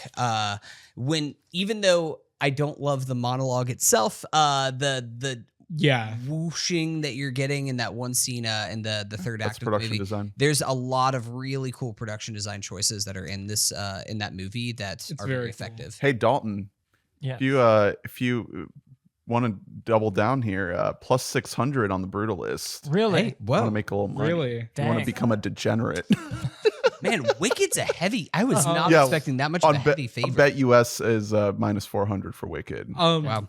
I'm sure my girlfriend wouldn't mind betting the house on it. Yeah, just throw rent on it. Yeah, it'd be good. Uncut gems with you going all the way on this. you parlay that's the this? real Brutalist Yeah. boys. I'll tell you. You Bet know- on this shit. Dude, Howie would go crazy on this. The only other two movies I want to shout out for production design, I do think Conclave is very worthy. The way they design and it's the same thing with The Substance, like doing the confines of not only, of course, like the temple, and Vatican, everything in the yeah, Vatican, yeah. but also just like the quarters that they're in, and like the capacity and the cafeteria, and like you just have a very good like sense of space in that movie, and I feel like it just adds to like kind of like it's simultaneously kind of like claustrophobic because you feel like these characters can't escape each other, but it's also very massive. You feel like how big it is, and I think that's great. One movie I voted for production design was Alien Romulus on CACF Okay. because I thought the way that the ship was so intricately designed, and it just it just kind of lent itself to each set piece being unique to the other. I just thought that was like a really, like, even when I was watching it the first time at the screening, I was like, this is you like, clocked it a little bit. yeah. All right, next one is makeup and hairstyling. For CACF, the runner-up was Wicked, and the winner was The Substance, which I think maybe we're all in agreement for Oscar prediction. The Substance. I think that's one I of think the gotta be. easier Substance definitely winning. If I were to personally give a runner-up for the Oscar, I would say Better Man. Oh, okay. Or not Better Man, excuse me, a different man. Oh, okay, yeah. Yeah. Oh, 100%. I honestly, any year that would didn't be have the such a substance, fun surprise. any year that didn't have the substance, I would be like going all in of like, yeah, this is yeah. this is the people's choice. It needs to be Yeah. man. But I mean, Look out that's for the Wicked the here the as hairstyle. well, Mhm. potentially. I think the substance is kind of got this in the bag. Yeah, I think so. I think I think so it's one of the too. biggest locks of the night. honestly. The only thing, like with you mentioning like Wicked coming out, some of these awards, particularly editing, like you mentioned, sometimes what's voted on isn't the best; it's what has the most. It's the most. And it's like See, it's like- Bohemian Rhapsody winning best yes, editing. yes, and like Um, so I'm hoping that when people come to vote for this, like if people are voting, oh, the most makeup, like Wicked has it in the bag. But I'm not saying that is going to be the case. But I think if we are you saying that Cynthia Erivo isn't green? you're not going to believe this. Okay, I'm saying down. She's defying gravity. All right. Yeah, that is true. I'm not trying to hurt her. I'm sorry. No, but I'm Well, holding space for its own. that took me a second.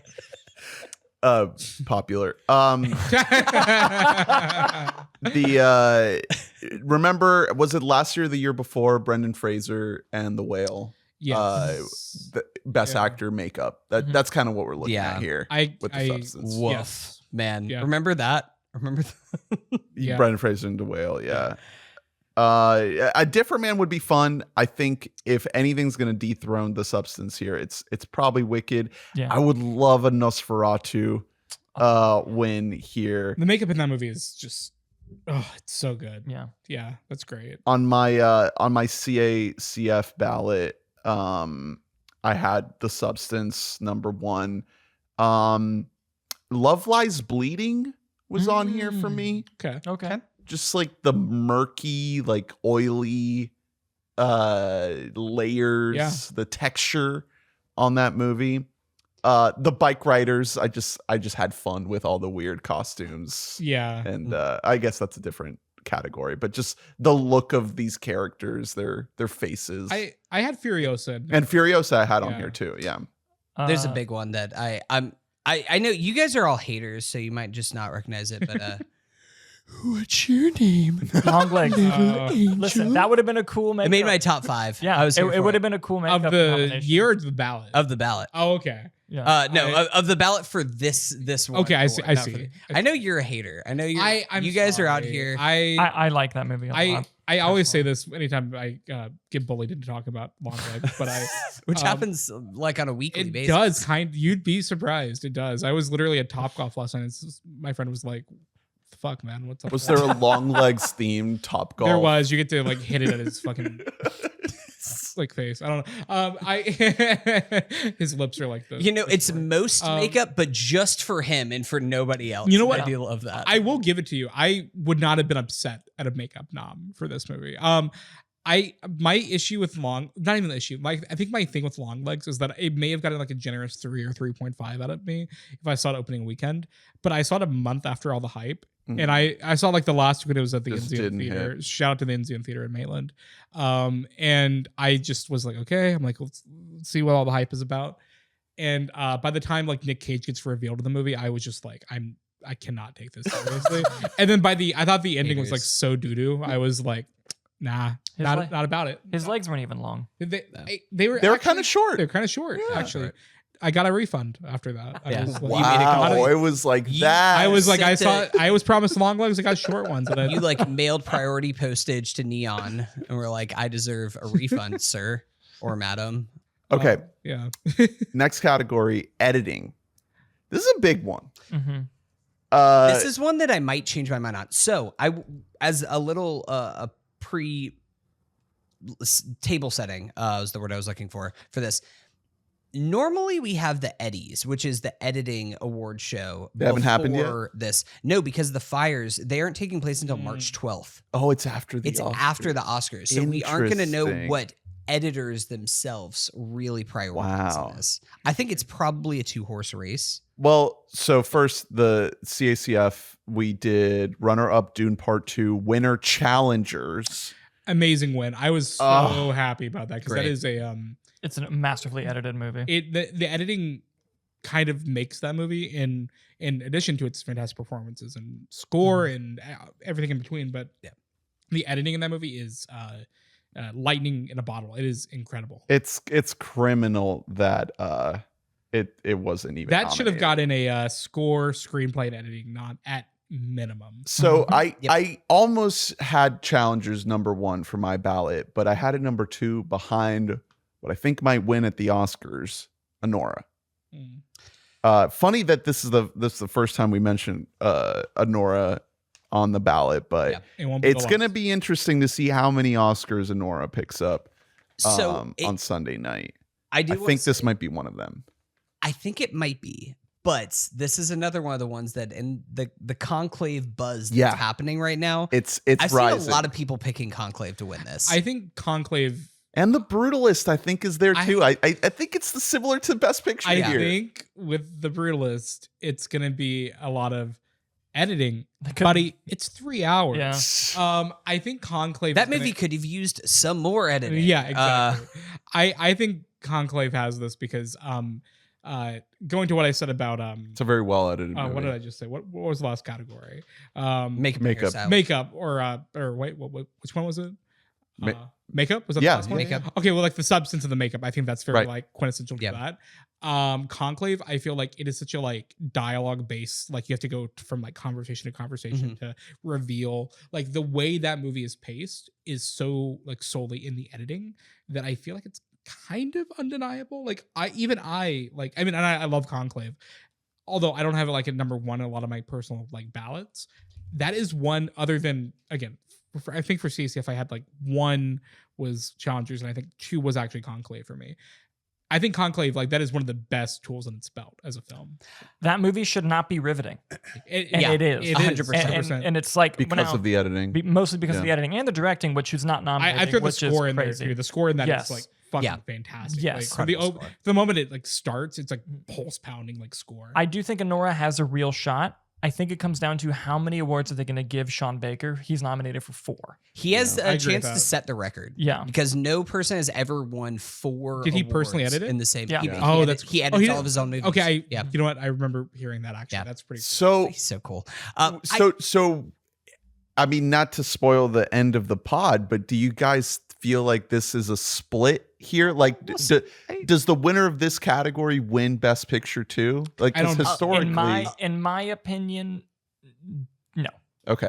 A lot of times there is a correlation though, but Yeah. not always. I will say it's more of a Whiplash correlation. is one of my favorite examples of that split. 100%. It's more of a correlation, actually, even more so than director. For if you are not nominated for editing, Mhm. at least nominated for editing, rarely, if ever, do you win Best Picture. Yeah. That's one of the biggest things that was always working against something like A Complete Unknown, wherever it was like, oh, maybe A Complete Unknown has a chance. It's The not fact in that here. it wasn't in here is Yeah. just like, that's a really, really big red flag. I think the only recent example of that trend not happening was with Coda, wasn't it? I think so. Yeah, I think that's right. Because Um, I remember the few people in 1917, everyone thought it was going to win. They were like, no editing, it ain't happening. And it's Yeah, just like, and they were right. They were proven right. yeah.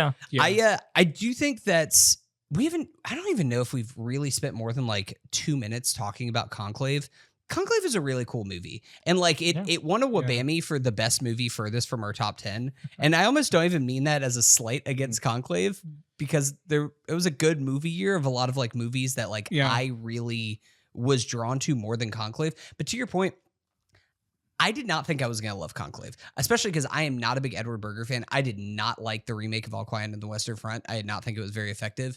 And I have a personal vendetta against that movie because it stole Best Score away from Babylon, which I'll never forgive it for. Fair enough. But I think that is a cool movie. I think that is edited very well. And if it wins Best Editing, I won't be upset about it. I really loved Conclave. I thought that was like a tremendous film, like through and through. And that's a movie that I feel like was before release. I feel like kind of incorrectly maligned as like Oscar bait, Right? Like just typical. It's not but really. it's that bad. really topical. And as someone who grew up very like heavily religious and especially like with seeing how like, you know, trans people and like minorities and everyone are like treated like within religion, it's really, or just like more so in the like construct of like established religion. Yeah.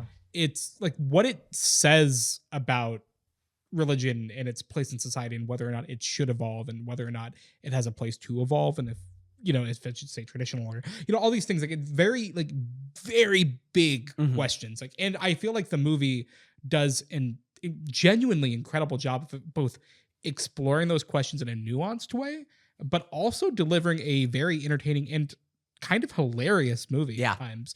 With also on top of that, fantastic performances, amazing score, great cinematography. Like you're just making the Best Picture case now, dude. I fucking love Conclave. No, I it's would a great not movie.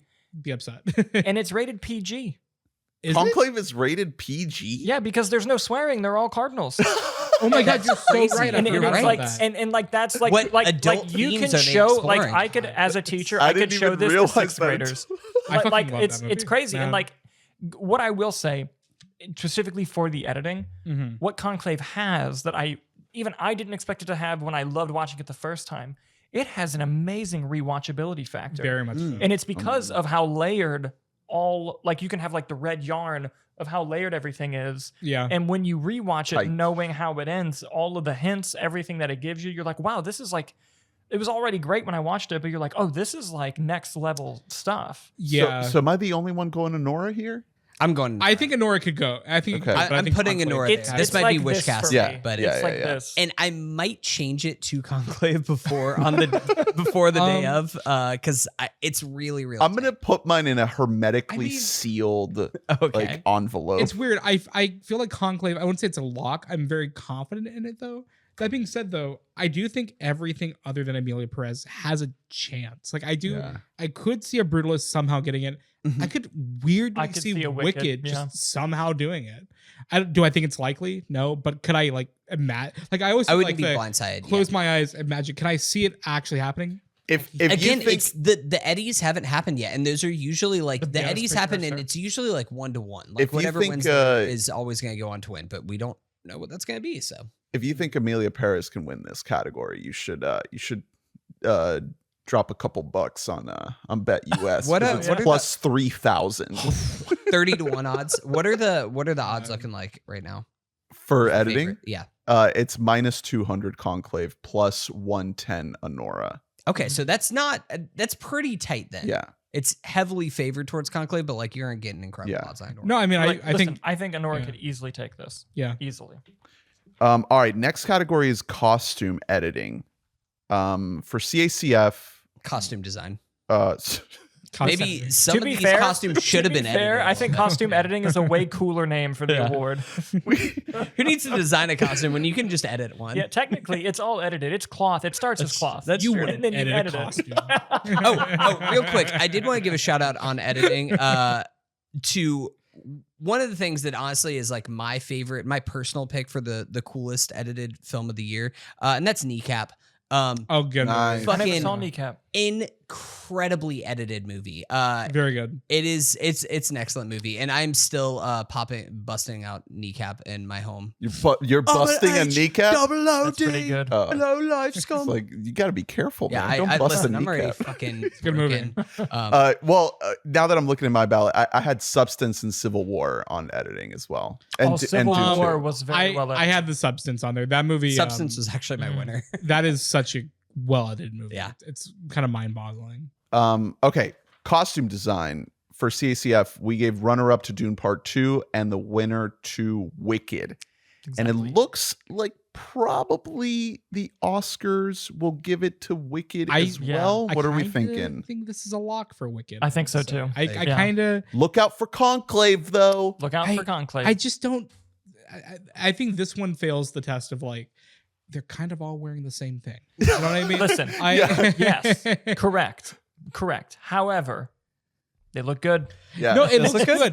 I think Wicked. They just are has- wearing different things in Wicked. You're right. Yeah. I will say though, with Wicked, you have Glinda's gown. You have Elphaba's black cape. You have, but even like everything that Madame Morrible wears, Yeah. like everything with Jeff Goldblum, Yeah. like all the not just like all the Munchkins and like everyone in Oz. Like there's so much costume and like reliance on like sets and like costume and like. So I kind of think that's why Wicked's gonna tear up the craft. Honestly, that's a really great call. I also think that Wicked has it locked up, and not a behind the scenes thing, but I went to Universal around whenever Wicked came out, and they made like a pop-up shop for Wicked. Yes. And one of the big things that they showcased was the costumes. It was like looking through all the various costumes, and it was like looking at the gown and then looking at really cool. the classic Linda dress, and it was really cool. But it, they're showing off like the craft. 100%. I had Nosferatu on my ballot. Oh, and your CACF? personal ballot? Yes.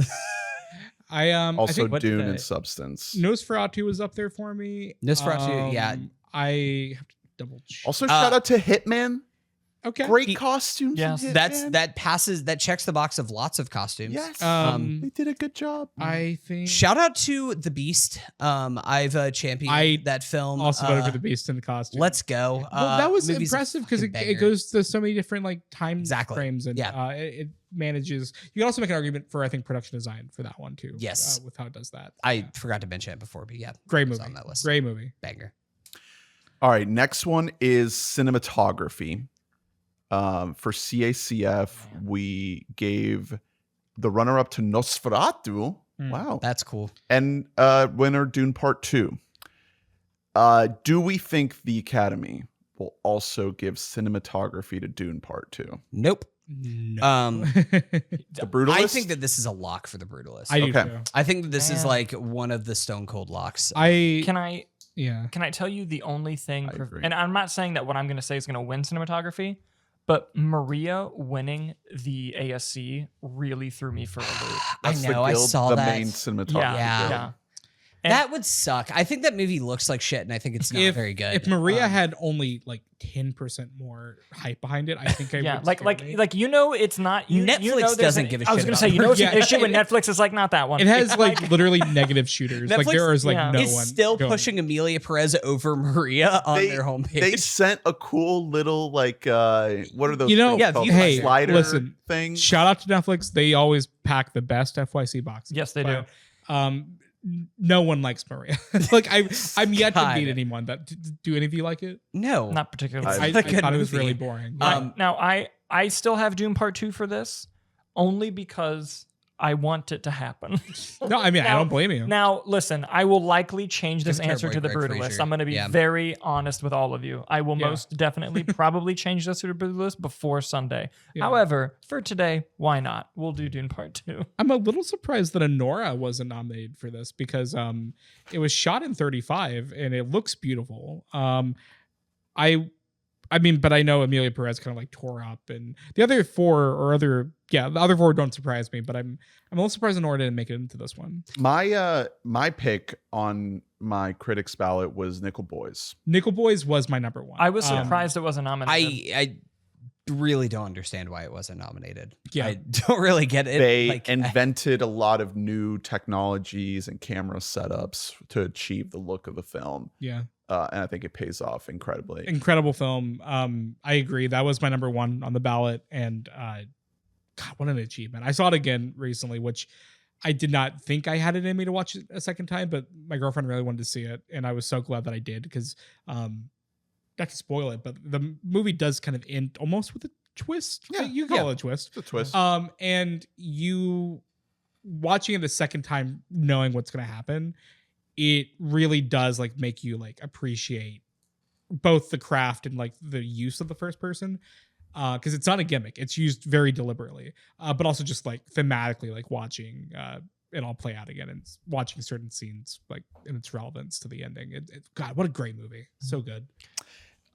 Under appreciated Yes. Yeah. by the Academy. Well, it did get the Best Picture nom. I gotta say, Yeah, like maybe- I maybe just not. count my Which- blessings there. It got a BP Yeah. nomination, and It snuck in. I didn't think that it was going to get that, but I really I would have bet that it would have gotten a cinematography nom over even a Best Picture nom, honestly, going into it. So I'm Yeah. really, really shocked to see it didn't get on there.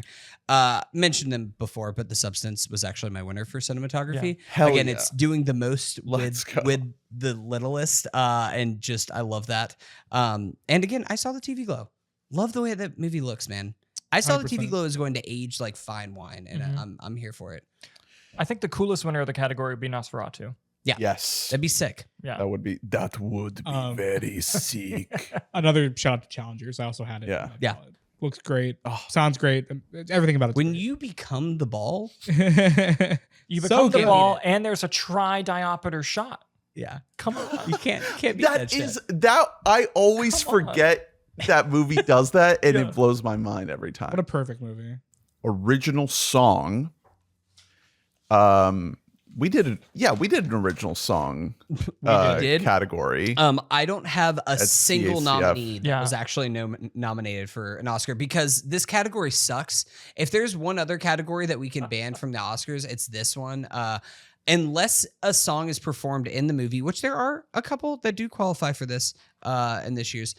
I don't think that this category exists. I'm here to watch movies, not listen. Not until Diane Warren songs. Yeah. Hey, she has a good shot this I was year. gonna say this That's what might they be say the every year. year. This actually, it might take a slew of tweets being resurfaced, but to bury Oh, Amelia God. Perez. Diane Warren might have shot this year. I'm afraid that actually, you know what, go ahead with the CACF thing. I don't want to. CACF, we did the runner-up compress / repress from Challengers, Based. and Kiss the Sky from the Wild Robot, which is not nominated Yeah. at the Oscars. Shockingly, That there's been a little bit of discourse for that song, like people saying that like they should have substituted an original song for just doubling down on the score, which I don't disagree with. I say that as someone who loves that movie. Mhm. I think that's a great sequence that's kind of a little bit undercut by kind of a hokey song. I think the song kind of sucks, but But- it made me cry in the movie theater, and I don't really know. What I to did say cry about during Yeah, that. That entire sequence is so emotionally powerful that I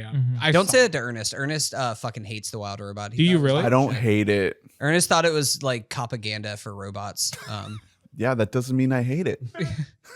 But it's also about motherhood and Yeah, robot is mom. but also the You little mo- the little bird learns how to fly. Robot keeps you safe. I cried, man. That movie made me like. Me and Victoria saw that like after the last hurricane. Like the second like Regal reopened, we just went right to the theater and just had a good cry. Yeah, Good cry. It was a great movie. I My- think that movie's a banger. But My pick on my ballot was Sick in the Head from Kneecap. let's fucking go. Yeah. I also have Kneecap on my ballot. I also have Compress Repress. I had to fight the urge to just put the entire I Saw the TV Glow soundtrack on there. It's pretty good. I did Starburned and that's Starburned and the one. Unkissed and Claw Machine. Claw Machine's also a banger. Also had to give a shout out to us 2000s indie emo boys. Stop Talking, the Motion City soundtrack song, and Dee Dee. It's a really good song. Yeah. It feels like when I listened or when I watched the movie, I did not think that was the original song. I was like, oh, it's just a Motion City soundtrack song. It's a 20-year-old song. Nope. And it's a brand new Motion City soundtrack song. Yeah. It's not vintage. Guys, And I like it. did you know that there was a new Pharrell Williams biopic in Lego form Sir, with a song Wait, attached to it? Here's the thing. I would only watch that if they had a Lego recreation of the George Floyd riot. Please tell me that they did. they did. Oh my guys- God. Is there at least a Lego Martin Luther King in it or? There is. Piece by Piece is a good song, and it was on my ballot. It was also a good movie. I really liked Piece by Piece. The song confounding movie, I would say. I don't know if I would say it was a good the song I liked think it. I thought it was good. the song is like no bits, like no frills, just a good Pharrell song. I did not vote for that Pharrell song. I voted for Who Will Gru Be Tonight? I don't know the exact song title. Wait, are you serious? I am not joking with you. Despicable. listen, Hey, I had- honestly, that's a pretty good song, I will say. For the Hey, what are Despicable you Me. hiding? You know, man. Listen. I have to be honest. Each year, with if a song makes the Spotify rounds, I have to vote for it. So I voted for that and the Twisters one. Ain't no love in Oklahoma. No, don't get me wrong. They were the 4th and 5th slot. That should have been nominated for the Oscar. What are we doing? I know. That's a great song. Twisters at the If Oscars. that song was nominated, then they would have Dude. kept the original song performances in just When so I- that they could have Glenn Powell take his shirt off like on the Oscars. When I saw that in 4DX, and that song is blasting when they're first chasing the Twister for the first time. You're like on this, and it's like ain't no love. I was like, oh my God. Cinema is alive. You're like, I'm turning on the water, baby. Let's go. Let's do it. We're getting wet. That soundtrack is the most insane thing that I've ever heard in my life. It's literally Vanderpump Rules of just like, we're going to have a song that's going to describe the scene that you're watching or the scene that you just left. I love that movie. It's a great movie. I really love Twisters. I saw it the first time I saw it, I was kind of like, I'm gonna be real with you guys. I got like antidepressants like for the first time in like years, like that week that I saw the screening. So like I saw it, It was hitting. I was kind of like zonked out. I was like, this is good. It's like a 7 out of 10. I saw it again in 4DX. I was like, this is a masterpiece. This is a masterpiece. It woke it like literally like knocked the SSRIs out. I was like, let's fucking go. I was like, Glenn Powell save cinema. Maybe the Trump administration should just administer everybody A who's Twisters 40X screening. every neurodivergent guy just needs to see Twisters in 40X. I think RFK. I think we should just do that. We should just play Twisters for them. Now, why is the tornado on fire? It's scooping up all the flames. I like that both of you guys just did an impression that are vastly different from each other, but yet I know who both of you guys are doing. They were at the both same time. correct. Yeah. What are you talking about? I'm on the pod. I was invited on by Ernest. The iPad told me the tornado was coming right at me. I'm banning Twinkies. The brainworm. I mean, the tornado.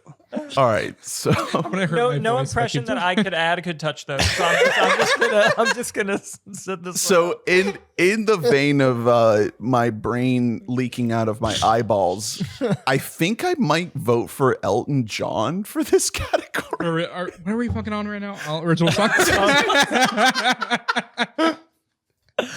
I voted. Do you think the Oscars will go full like lead paint stare this year? No, I think this is gonna No. be El Mal. I I think think it's this is El gonna be Mal. the Emilia Perez. Me one. too.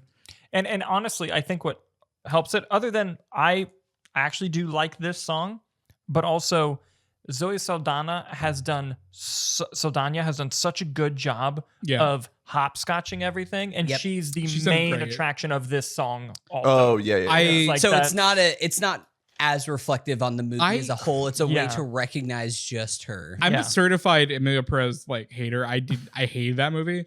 That being said, It's the best part of the movie. It's the best scene in the movie, Yeah. and it's kind of a catchy song.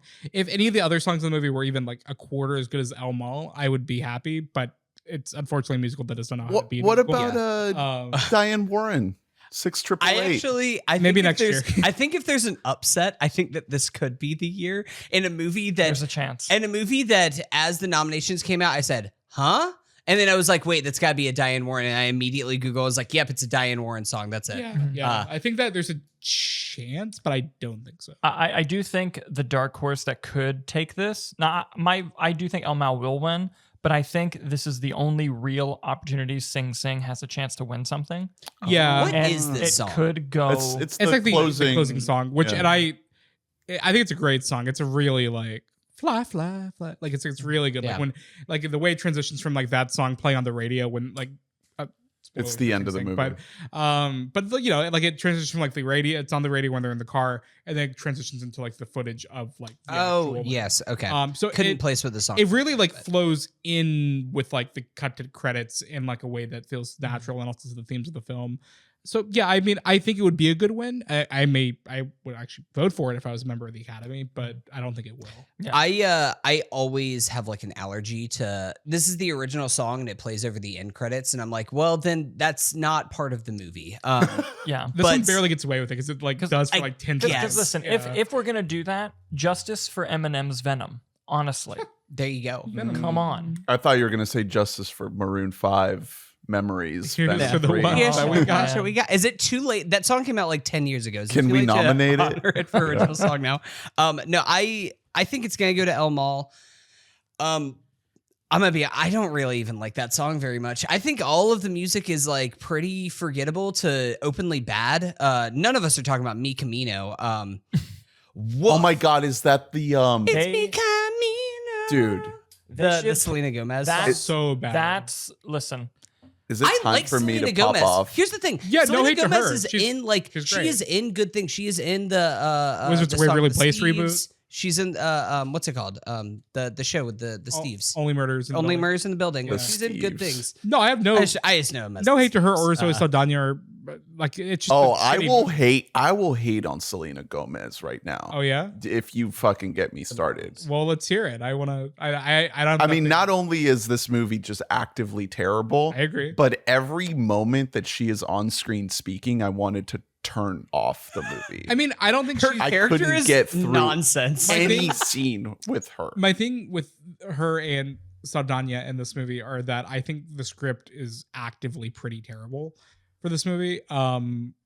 But Selena Gomez doesn't know how to talk with an accent. I feel bad for her because I can kind of tell that she has like it feels like she's trying to like prove something as like her first dramatic performance. It's god awful. But it's not good. I mean, it's bad. I'm not gonna shit. I was talking about this movie with a group of native Spanish speakers, and the main of all the things to harp on this movie, they were like, Selena Gomez cannot speak Spanish. it's and, like, so they- fucking bad.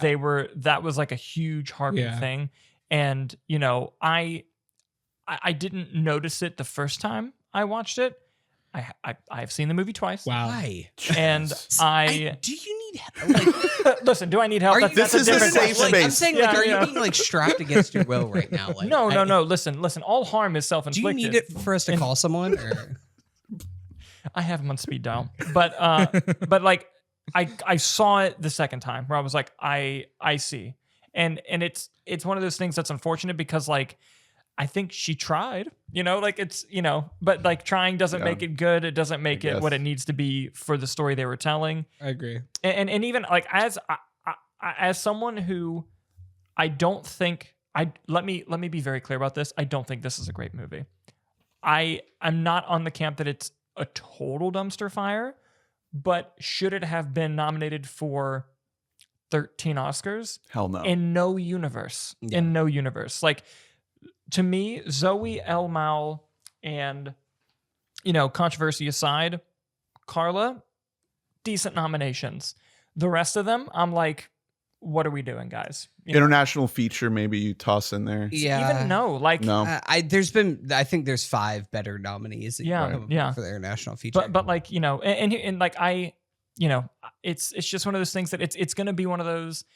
The Oscars are a great catalyst for time, and timelessness. And this is going to be one of those things like Crash, like other things where over time, it's going to be looked back upon of just like, really, this one. Yeah. Yeah. Like, and it's going to be. Well, if it wins Best Picture, I mean, it's not going to happen at this point, but like, If it won Best Picture, though, brother. here's the thing. I think if it won Best Picture, I think it goes right up there for me with Crash as the worst Best Picture. Yeah. Oh, I think it would be the You think it would be 100%. Crash? And Like it- it's. I've never seen Crash, but Oh, Crash is a disaster. I Like, have to tell you what my least favorite is. I was looking at my Letterboxd list recently, but I could confirm that like I thought about it with it being a pros in mind back before all the Carla stuff happened. I like was back when I thought I had a chance. I was like looking at my Best Picture winners ranked, and I was like, yeah, this would be the worst, like dead last. hold on. I have to pull up my list real quick. But I I've know somehow Crash avoided Crash is Crash. dead at the bottom. The thing is with Crash that makes it special is that not only is it actively bad, but it's almost like harmful as you're watching it. And that's kind of the same way that I felt a little bit with Amelia Perez, where I was just like, not only is this just like a deeply unsuccessful movie, but like this feels like really like bad to exist in the world for like trans people and for like Mexican people and for like all these different cultures. Like it would be better if this movie was never born. I agree. Did you see the trans producer and trans actor in Mexico who crowdfunded a movie that they're going to make about French people? Yeah, but shoot let's it go. in Mexico. That's so I'm cool. like that's excellent. That's like, so cool. I will watch that. So I don't know why I'm doing this, but I'm gonna vote for Elton John for this Okay. category because fuck it. I stand by Elmo. I I'm think with it's- you. Yeah. Okay. It would be. I would love to see Elton John win, just for the record. I Just because I just think that fun things is he might an happen. Oscar away from an EGOT at this point? Like he's got. Who knows? Close. Did he Who win an knows? Oscar for The Lion King? You know, Good he question. definitely did. Mm. He definitely won for Can You Feel the Love Tonight? Yeah. Yeah. Yeah. So never mind. Sometimes you just got to take a shot in the dark. You never fucking know. Yeah. You know, maybe the Academy just like is looking at Amelia Perez as like acidic, and they're anything, but Yeah. Who knows? There's a chance. we'll I mean, get that's there. the weird thing is that Yeah. we won't see the ripple effects of the controversy until after because there's Yeah. really no way of knowing. Some of them Honestly. may not give a shit. Some of them may think It oh, might she's just not be in like, this God, song. Amelia Perez still won 6 Oscars. What the hell Ew. happened? Ew. I don't know. all right. Original score is next, and CACF gave runner-up to Dune Part 2 and winner Challengers, Yes, and that was correct. which is Two- not nominated. 2 Yeah. movies, neither of which are nominated. Okay, on so here. I have a question. So the whole thing with Doom Part 2 not being nominated because the compositions, blah, blah, blah. The Wicked score, isn't it? Is it Yeah. not mostly It's the mostly song the songs that are in score the form? fucking original. From Broadway. Yeah. So I'm curious as to how that was eligible. I think it's because it was not a movie. Well, so Wicked does have an original score. It Yes, does like underneath the music, like the moments. I just off the top of my head, like the opening moments where the Munchkins are running through Munchkin Land. right. There's honestly having I have a Wicked pilled girlfriend, so I've seen it like course. 3 times. I'll go to bat for the score. The score is pretty good for Wicked. And I'm not saying that the score is bad. My question was more of like But The it does- rules. the 20% rule I thing. thought it is still odd. recycles a lot of like the themes and the overtures and things like that Yeah. from the It- show. I think it. So I guess I say this as someone who I guess I thought that I had never seen Wicked before. I was then told after seeing Wicked by my mom, yeah, you saw Wicked when you were like an adult, and I have no memory of ever seeing the show, which You were like an says, adult. yeah, I was like 19 when I saw this thing. To be fair, I don't know what was happening then, but left no impression on me. But Yeah, I mean, I'd be curious to see the breakdown of it just after the whole Dune Part 2 debacle. Yeah. With that being ineligible. But yeah, I mean, all I can say is that I guess Wicked somehow got the pass. Yeah. And And again, I'm not Oh. saying the score is bad. It Yeah, no, sounds of very course. good. It's Yeah. just I think that the 20% rule is stupid. I agree with Personally. that. Like I think that's like again, if we're gonna go back to something like Return of the King and everything, like I mean, part I- of the beauty is the building that you can have on existing score, I like agree, on a yeah. score I that think you about made. John Williams getting nominated for like every Star Wars Every movie. Star Wars movie. I mean, like that's Yeah. fucking great. When I mean, people are nominating very like well Star des- Wars, like The Yeah. Force Awakens, they aren't thinking about whatever his new things they had. They're Yeah, thinking, yeah, like I mean, I know he got nominated for Rise of Skywalker, which I would say is the only thing that movie should ever be nominated for. But Yeah. they like I think that movie in particular reuses like Luke's theme, Leia's theme, Han's theme, Yeah. Luke and From the Han's previous theme, two you know, films. And Rey's yeah, theme, even from Force Yeah. Awakens, it reuses. Yeah. You know, like it should have been in there. Yeah. Yeah. so I don't think I'll ever. Doom understand I it. mean, the Chani theme. Oh, is dude, it's just so good. I mean, that scene where they're gorgeous. on the fucking On the dune. on the dune. It's yeah. so good. You just can't Yeah, beat that. but also the Cinema. scene where he's walking to the temple for the first time, and it's like boom, Yeah. boom, boom, boom, like so good, I did also want to give a shout out to A Different Man score. so good. Okay. I hadn't seen it before Incredible the score. ballots. I think it is such a cool score. Really good. Shout out I to really that loved movie it. in general. Like what a Yeah. I that was a It's a banger. I walked to the theater for that. I took a deep breath, and I not to like sound like pretentious or anything. This was kind of before the hype for that movie kind of rolled in. So I saw like back in September. It was an immediate 5 out of 5 for me, where I was like, this is a masterpiece. I think I'm calling it, and I thought I was gonna be alone on it for the rest of the year. I'm so glad it's gotten like Yeah, some traction. critics all came around to it. Yeah. Yeah, and I can't believe that it actually got a couple Oscar nominations. Like I never would have thought that was gonna happen. I think Sebastian Stan's very good in the what's the trauma Apprentice. The Apprentice. Mhm. But his work in a Different Man is just like him and Adam Yeah. Pearson together is Yeah. just yeah. the best duo. In a Just Yeah. World, he would have gotten a Best Supporting Actor nomination. Dude. No, He's so good in that. I agree. Yeah, How are we going here for the Oscar I think ballot? It's the brutal, You wanna do right? the Yeah, theme? I got I was gonna Brutalist. say, who wants to do the theme? I- Du-du-du-du. you know the weird thing is when I first say the Brutalist is winning, it doesn't feel like a lock to me. But then I look at what it's going up against, and I kind of can't. I think the I think Conclave? it's Conclave. is the one. only thing that Yeah. I was gonna say Conclave is the only competition here, But- but even then, Conclave was the front runner for a while until like around Golden Globes times, and then it flipped. It was just Yeah. like people I were like, feel- "Oh no, it is a pretty spectacular score." I still think it's like an 80-20, but I think the thing that with the Brutalist that outbids Conclave is the fact that the Brutalist just has this massive. I mean, it literally is an overture. You know what I mean? Mhm. Yeah. Like it is like a It's bombastic score to the score. maximum. Yeah, I mean it is. It's quite an You accomplishment. can say it. It's stroking its cock. You took the words out of my mouth. All right. Next one is documentary feature. No Other Land, I think, is the lock here. so I'm actually gonna go with Porcelain War.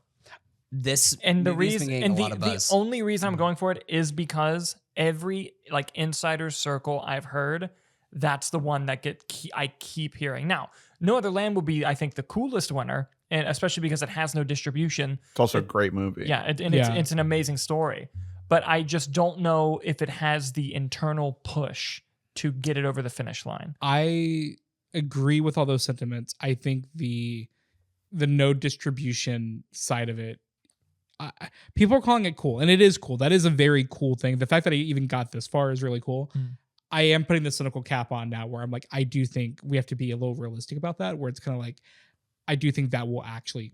I mean, it's amazing that I got this far, Mhm. Yeah. but I do think the no distribution, no real PR push behind it. Yeah, Which not to discredit people that are pushing it in the PR, because Of course, yeah. the it's emails mostly that like a social media like, push, though. they went more out of so our than way to it's- get us yeah. CACF screeners for it, which I'm so glad it did, because I got to see it in time and I voted for it. It was the best documentary I saw last year.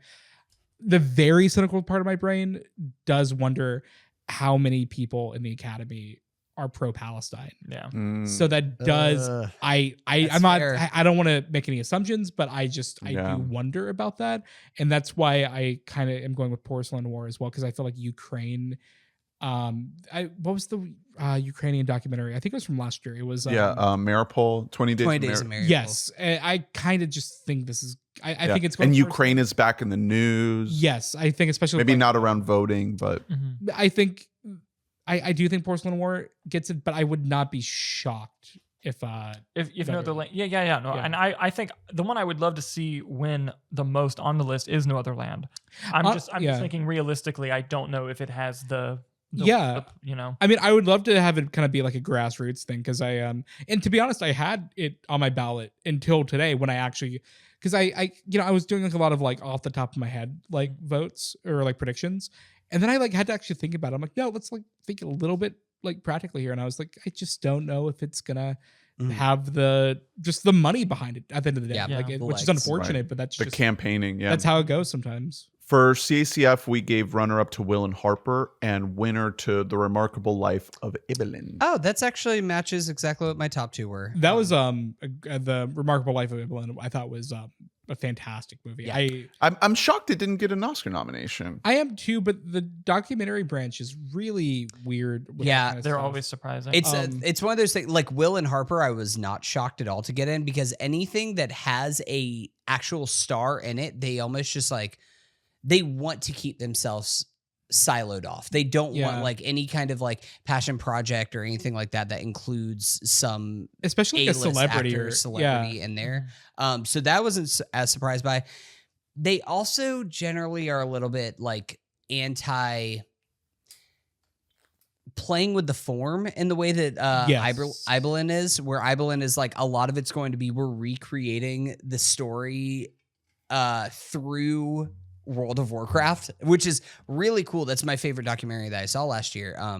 And I should say, as a preface, I have not seen No Other Land. I haven't mustered up the gumption to watch it yet. Well, I don't think you can, and unless they just put it up on YouTube. Well, now, unless I can like re-access the screeners that were sent. It may still be available. I don't know for sure, but it's really, I mean, it's a fantastic, whether or not it like wins or loses or anything, definitely check it out. It's one of the most important movies of last year. Shout out to like a few documentaries I saw last year. I was not surprised when this didn't get nominated because to what Hunter's saying about like their bias towards certain like things. Superman, the Christopher Reeve story was a fantastic documentary. It won the Super BAFTA, right? Slash Man. Super Slash Man. That one, so good. Like personally, I'm very sorry. I'm a very big comic book person. And so like naturally growing up with Christopher Reeve and everything, it was obviously a very emotional movie for me. But something that I won't forget seeing the movie in theaters is usually whenever you go to the movies, the handicap rows are empty, packed with That's people really to cool. watch. That was the really movie. cool. Really Yeah. It was very, very special to like. It was the same when I experience saw it too. I thought that was cool. Yeah, it was. Yeah, I not nominated here. I know. Yeah, I think it was the same as like I know in 2018 when they did the Mr. Rogers documentary. Yes. Which I remember seeing that and I was like, this is such a good movie that I think it has to just break that threshold, and it didn't. And I think that both of those are Kino Lorber releases, if I'm correct. I know that Superman is, and Kino Lorber is just, it's a very, very small production company, so it's hard to get. I don't know if Kino Lorber was like a secondary, because I know Warner Brothers proper just distributed generally the Superman movie. I remember. Yeah, it had the new like DC studio. Technically a DC Studios. Yeah. It was. Didn't they buy it out of festivals? They bought it. I think out that of it was Sundance. made by Kino Lorber. Oh, that's right. Bought Yes. by him. Yeah. And then same with I know the Won't You Be My Neighbor did, because I remember it got bought by Focus Features, who kind of the same thing, like where they are really good with campaigning narrative features, but kind of bad at doing docs. Yeah. But then again, I don't think it was even an issue with them on that, and I think it was just a documentary branch bias. I will say last year, a few other documentaries I really liked. Daughters, which I don't think was nominated. Great documentary. And Girl State, I thought was really good. Sequel I never to saw Boys. it. I love Boy State. Yeah, I mean, Never saw it's a little like, And maybe that's my bias showing. it's a little like less intricate than Boy State, but it's also kind of meta in that sense of like girls have like less rights than boys do, so they have like less to do, which goes to like the meta commentary of the film, which I thought was really clever. So it was that was really good. It was a good year for documentaries. All right, next is animated feature. At CACF, our runner-up was Flow, and our winner was The Wild Robot. And I think that's pretty Yeah. similar. I think it's going to be The Wild Robot, but I think Flo has a chance. Flo has a chance. I think Flo has a very, very, very real chance. I'm You gonna going go with it? Flow. You going with it? Okay. I'm gonna do I it. don't blame you. I my first thought is The Wild Robot Spider-Verse and his Flow. Yeah. the wind, not the wind, Boy and the Heron. the Boy and the Heron. Right. That's what happened last year. And I don't think it is. I think this is not going to be bad. I think a lot of that just had to do with Miyazaki. Yeah. Not knowing whether or not it's the last movie, which I feel like it's Charlie Brown the football. They always buy it that it's his last movie, and it never is. But I just think The Wild Robot has a little too much love behind it. I mean, it's got all these other nominations and- like sound. Yes, and Yeah. although to be fair, I mean, Flo does have Flo's international. Flo's gonna pop so- up in the next category. I really think that there's I'm putting The Wild Robot as my winner, but I'm putting it in pencil because I agree with that. Yeah. I think that Flo has a very, very real chance of winning this and the next category that we're going to talk about here. The only thing I can say about The Wild Robot is that, just aside from the fact that it did really good at the box office, it was a really just big hit all around. It had some Best Picture talk back. Yeah. Now, Very brief. did I ever think that it would? No. But like there were a lot of like Academy Awards pundit people like really seriously discussing it for a while because it was so like there was apparently like a lot of Academy screenings of it. People were like weeping and clapping and like so I kind of think it's gonna be, and also I think The Wild Robot has an advantage over Spider-Verse, where Spider-Verse, the second one, while an amazing film, was very meta and kind of complicated. It's also the middle of a trilogy, which this is see Dune, you don't get the love for that. Exactly. And I think this is both a testament to like the artistry and what you can do with animation but also it's very original and kind of contained as one story and very emotional too. So I think for that, I will go Wild Robot. Yeah. And logistically, I also think that people are happy that there's a quote unquote studio animated film that's the front runner that's not Disney. I agree with that. And it's like Inside Out 2 is just not part of the. And now I think if Wild Robot wasn't in this category, and let's say Inside Out 2 was like The Incredibles 2 when it was like the front runner until Spider-Verse came out, then Flo, it would be no contest. Flo's winning this award. But I feel like just having a non-Disney It's true. hit movie from a studio, They're all going to go that way. Like finally, yeah. I agree. Mhm. Yeah. Hey, piece by piece, Okay. you were robbed. We remember you. You became back a second. Yeah. All right. Next is international feature. Oh man. Emilia Perez is probably the favorite here. I'm Still Here, I think, is the one to look out for. I'm picking I'm Still Here. I am too. I'm pivoting to I'm Still Here. We're all gonna do it. I think it's Wow, is gonna it? happen. Look at us. I don't want to be. Jeez. I don't want to be reactionary. I don't want to put my opinions based off but I think all the timing is. Here's the thing. I actually think Flo is more likely to win Best International Feature than Oh, Emilia wow. Perez is. Have you guys all seen I'm Still Here? I saw Yes. it. Yeah. Okay, why don't you talk about it real quick because I haven't seen it yet. I was not as affected by I'm Still Here as I wanted to be, especially like this. It got a lot of buzz, especially right around Golden Globes times whenever it started to feel like a very real possibility that Fernanda Torres was going to get nominated. I liked it, but I didn't love it. I agree with That's that. kind of where I'm at. I loved the first hour of it. I think it starts. Yes. The family dynamic at the beginning is great, and when shit really goes down halfway through, and the first wave of aftermath of that of seeing her try to get answers was great. But I think the time jump in it, I feel the ending is not very good. In my opinion, I didn't even think it was bad. I just don't think it worked for me. I respect what it's doing. I just don't love it. No, I get that. Here's the thing about the ending that I think might help the chances with the voting. Yeah. The person playing the older version of her is her mother, who who was the only other Brazilian actress to ever get nominated for Best Actress. That's really cool. Yeah.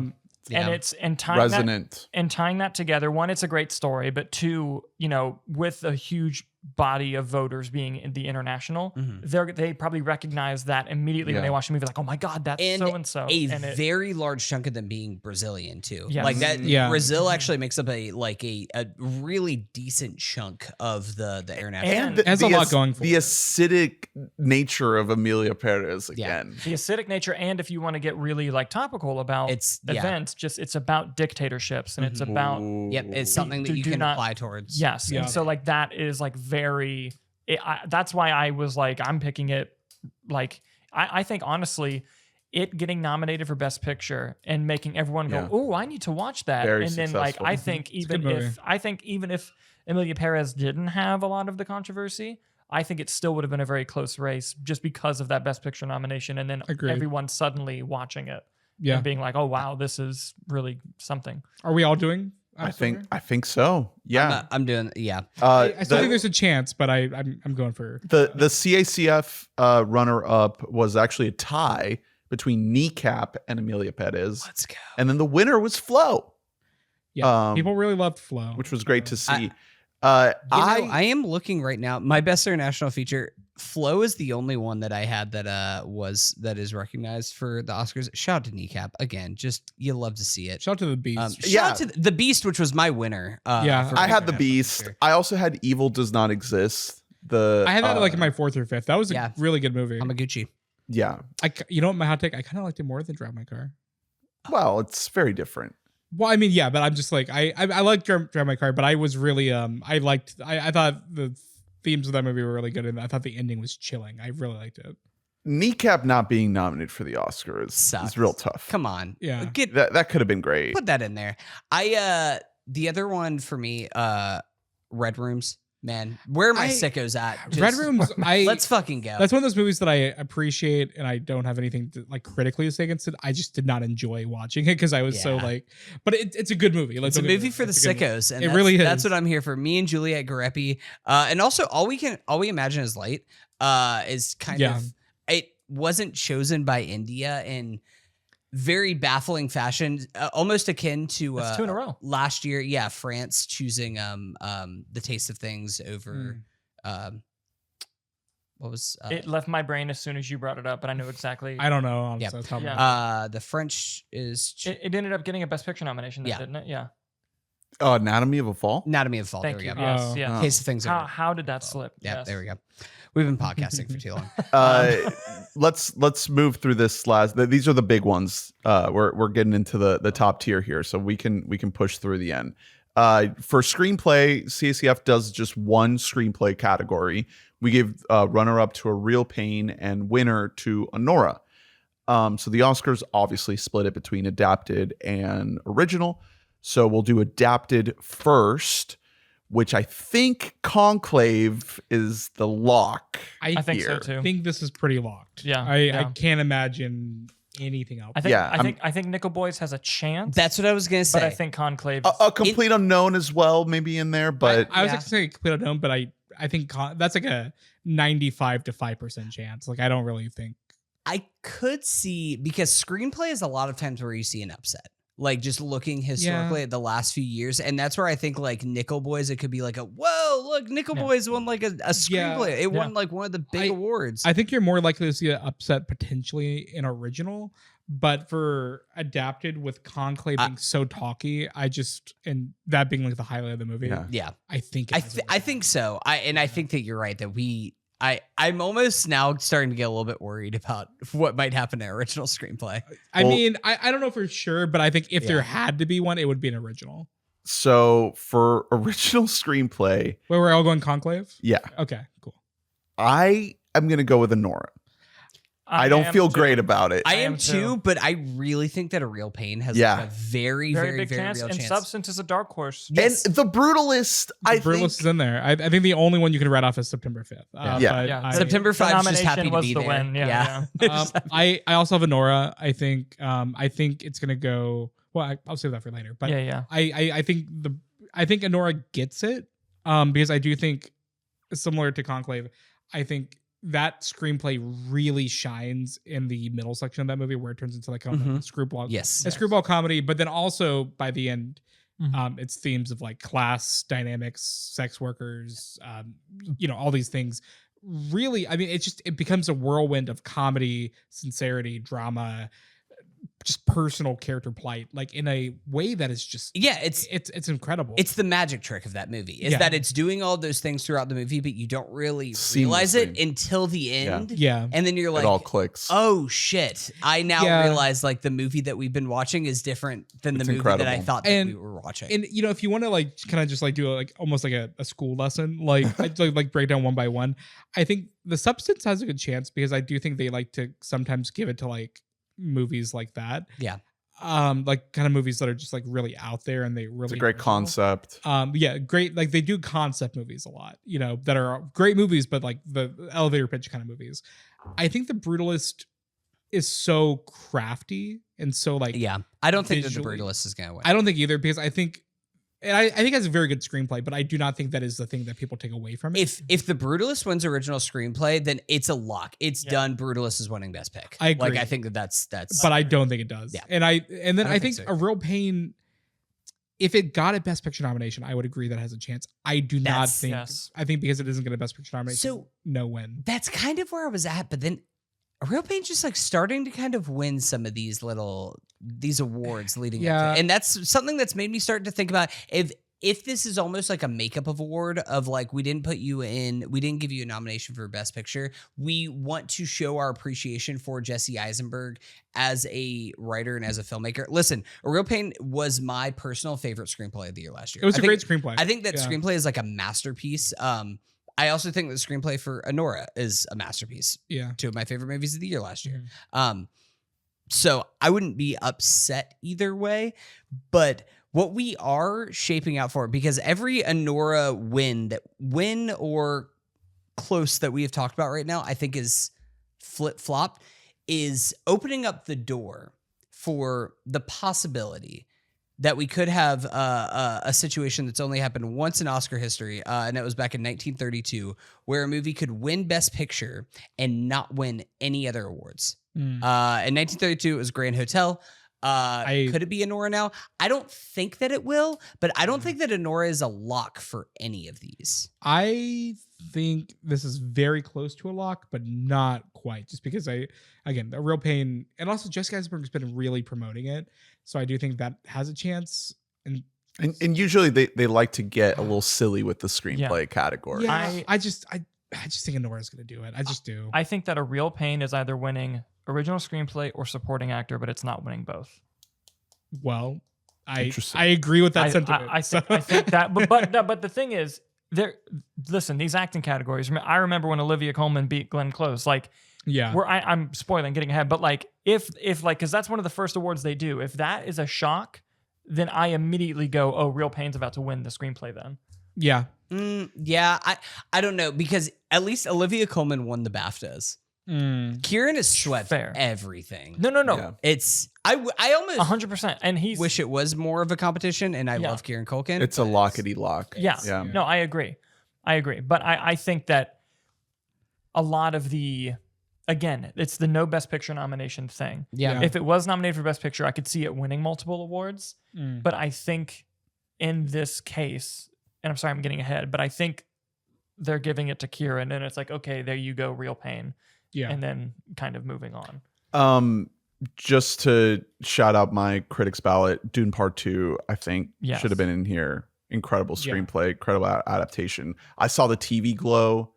I thought it was a great script. And Challengers. My number one was Challengers. actually Different Man. I had that in. Oh yeah. I just thought the screenplay for that was incredible. And I honestly think adapted, I think I would have not been upset with a Wicked nomination. Wicked's very good. I mean, the way they translate it into like on film it's really impressive. All right. Acting categories. We got an actor in a supporting role first. Like we just said, it looks like a lock. Kieran. Looks like Kieran. It's Kieran. That's your bingo card. That's like the free space. Yeah. It's happening. Okay, so how about this? If there's going to be a shock, who is it? Ed Norton. That's what I'm thinking I too. agree with that. Yeah. But I I don't. Let me Or tell you- Guy Pearce, maybe. No, I see- really don't. Guys, see it. if Yura Borisov wins this, I will get up. I will clap. I will flip scream. this goddamn table Yes. on Oscar. Yes. Well, if Those you are really friends. think that's gonna happen, What are the odds? Please? the odds for Yura are plus 2,000 So on Bet 20 to 1. US. Okay. What go down the list here. What are we looking at? Kieran is minus 5,000. So 50, you have to bet There $50 you go. to win 10. Guy Pearce is plus 1,500. Jeremy Strong is plus 1,200, and Ed Norton is plus 1,000. Nice. I mean, minus 5,000 is crazy. That's I almost bet wish Kieran 5,000 to Culkin- win 100. I almost wish this came out in a different year because this could have been a without Kieran, it would have been like a really interesting of character actors doing character performances. So But- I really enjoy A Complete Unknown. The Ed Norton nomination is kind of fascinating to me. I thought he was so good in that movie because it he's was like funny, the I was- most playing a caricature of a person. I was listening to the Mark Maron pod with James Mangold. Oh, what a good one. Which, great episode. If I love that movie, and he honestly made me love it even more. But he did a story where he's like, I talked to Bob Dylan about the movie, and when he first read the screenplay, he's like, yeah, man, I just love the way that you kind of make it a Woody sandwich. It begins and ends with him. He said, my story's in the middle of Woody. And That's really that made good. me think about it. I'm he kind of is the heart of the movie because that is the only thing keeping him in the world is folk is his character, which I think he's really good in that movie because it is a little bit silly at first, but he really gets to the heart of it. Which I think is good. Yeah. It works. For CACF, the runner-up was Ariana Grande, or sorry, wrong category. Clarence Macklin for Sing Sing So and good. Kieran not Culkin. nominated, which For Real is Pain. stupid. Yeah. No Clarence Macklin or Josh O'Connor, both of whom. Josh I think O'Connor should have been there, done that. It's crazy. Both of but them should have he's- been there. He's so good. I had Nicolas Cage in Long Legs as my number 2, my runner-up personally, but that's just me. Yura was my winner. great in it. I also had Josh O'Connor and Bill Skarsgård for Nosferatu, I think that's exactly mine. and I threw in Austin Butler for Dune Part 2 as well. I also had I there also it is. had Austin Butler. That's I had fun. Austin Butler. Yeah. Okay. Next one is actress in a supporting role. This one also feels like a lock. Zoe Saldana for Emilia Perez. She's just been tearing it up. It's a lock. I really, this is another one where it's weird that supporting is this locked up. Yeah. I really thought coming out of Wicked that this was going to be Ariana Grande's moment. I- Just her announcing herself as I'm here. I'm going to make a transition, or She got maybe the not full nom. transition, but Yeah. doing a lot of acting. And I think that if there was an upset, I don't think there's going to be one, but if there was one, it would go to her. Yeah. Yeah. But it's Zoe's. Yeah, CACF agree. was Ariana Grande runner-up, and then Zoe Saldana winner. Listen, the Grande stands were hyping us up on Twitter for that one. So And let's go. say not only are both of the supporting categories locks, but they're also both lead performances. Yeah. So isn't Yeah. that Facts. wonderful? Very true. So true. Shout So out true. to my ballot where I have actual real supporting performances. Joan Chen and Dee Dee so good. was my runner-up. the mom. So good. The mom. She is fantastic in a true supporting performance. Movie that I don't love, but I think that she is very good in it is Saoirse Ronan in Blitz. I think that I never Saoirse- watched Blitz. Yeah, I didn't see I it. think that Saoirse Ronan in it is very, very I- good in a deeply flawed movie. I think I was just so turned off by the mid of it all. And It's also very- yeah. but she is great. in it. which feels weird to say about a Steve McQueen movie because I usually love him, but I just was not into that movie at all. And I also feel like I saw it a few weeks after I saw The Outrun, which I thought she was truly fantastic at. Yeah. And so this one just it did nothing for me. But she's great. She's one of our The digital of Blitz is disgusting to look at. The way that it is so hyper digital, it hurts my eyes. Oh, to look no. at. It's just like a movie. What if we made a movie that had no emotion? Yeah. Wow. I just It don't get feels like it was made by a robot. My- does. Also, a shout out to Divya Prabha and All We Imagine Is Light. My favorite part about that movie. And Monica Barbaro, who actually Monica Barbaro She's so good in that movie. blew me away. The fact that she does her own singing alongside Timothy and she really carries it. It's She runs away with every scene. that me and she's in. Victoria went on 2-hour like car ride the other day, and she was like, "What do you want to listen to?" I'm like, "I kind of want to listen to like the Complete Unknown." No, I was like, "I want to listen to Bob Dylan." I'm like, "No, you know what I want to listen to? I want to listen to the Complete Unknown soundtrack." Yeah, 'Cause Timmy. I and want to hear the Monica. covers, and we were listening to I forgot that song, Candle in the the Wind. Yes, and it was Hell yeah. God, it's so good. My winner on my ballot was Zendaya for Dune Part 2. I agree. I had her on there. Yes. She's incredible in that movie. Yeah. Also got to shout out Margaret Qualley in The Substance. Yeah. I struggle with that one a little bit with like the category placement, but I did. You and not the Academy. Katie But O'Brien in Love Lies Bleeding as Yeah, well. pretty good. Yeah. Wish that performance had gotten more traction. I guess the movie like didn't connect. Right. Tilda Swinton in Problemista. Yeah. Yes, Yeah. absolutely. Good. Adria Arjona in Hitman. She was as well. she was one of my picks. She is fantastic in that movie. She is. Yeah. Mhm. Okay. So lead performances now. We'll do actor first. Brother, what a fucking category. Yeah. This is the gauntlet. I This can't wait is to see this. this is the coin toss. This is the moment of the night. One of the big moments of the night. Is it Timmy or is it Brody? Yeah. I think it's Brody. I think it's Brody too. I think it's Brody. I I'm will gonna be. go Timothy. I'm gonna do it. I'll simultaneously be shocked and not shocked if it's Timothy, Yeah. because I think the wind has been like blowing a little bit in his direction. That being said, if and when it happens, I'm gonna scream. Because I've been watching this kid for like 10 years Yeah, now. yeah. So like to see him like go from like, because the first time I saw him, it was like this movie called Miss Stevens in 2016, which I loved. And I remember watching that movie and saying, because I remember when I first started like writing for a site, I got a digital screen for that movie. And one of the very, like, I wrote a whole paragraph about how his performance was great. So Buying that Timmy stock as early as possible. and so honestly, then when I found out he was doing the Luca movie, like Call Me by Right. Your Name, the next year I was like, okay, yo, It's happening. He's getting work. So I just feel like I've been following his career. Like I felt the same way about like when John Boyega got The Force Awakens, because I was like really like I love Attack the Block. Attack the Block. Yeah. Yeah.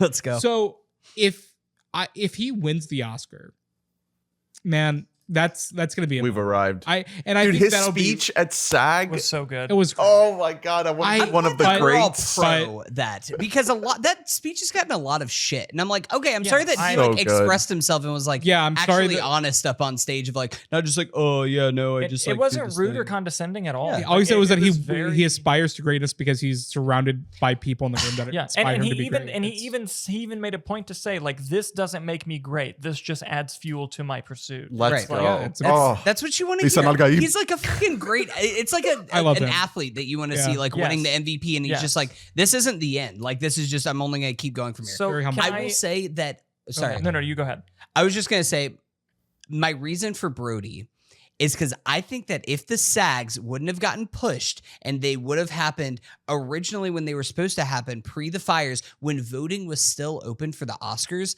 I actually think that Timmy would have a better shot now. But the problem That's is interesting. he already won for SAG and he gave the speech and he's starting to build momentum. And It voting's feels like over. a little bit Yeah. too late. Gotcha. And Yeah. it feels odd to say that he's building it too late when he's been on a truly all-time press tour. My apex of him being on College Game Day and just like my brother Yes. knows ball out here. Yes. Like I just He's great. When He's you just do so Game cool. Day and Brittany Broski, you are a talented individual. exactly Um, just on another level on the hot ones. of, Yeah, I mean, Riz. it's I think Brody. I guess to give the why to Brody, I think with him, it's just the fact that The Brutalist is undeniably a very behemoth of a movie. Like it revolves around him. revolves around him. It begins and ends with him. It's his journey through America. It's his story. It's a transformative performance. It feels like a very like nothing's held back performance. It kind of feels like it could be the performance that defines him as an actor. And also it always feels like a cheap shot, but it does prove to be true each year. The Academy likes making people wait. I And They that's what I was going to specifically bring up. Yeah. actors. Yes. Yeah. And because like history repeats itself, I think they are DiCaprioing Chalamet, Mhm. and they're Kind gonna. of do. They're gonna make him wait. I don't Yeah. think it's going to be as long for him. No. But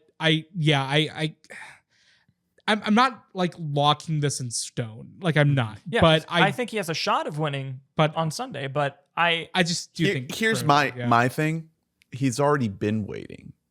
He's been waiting for like almost 10 years.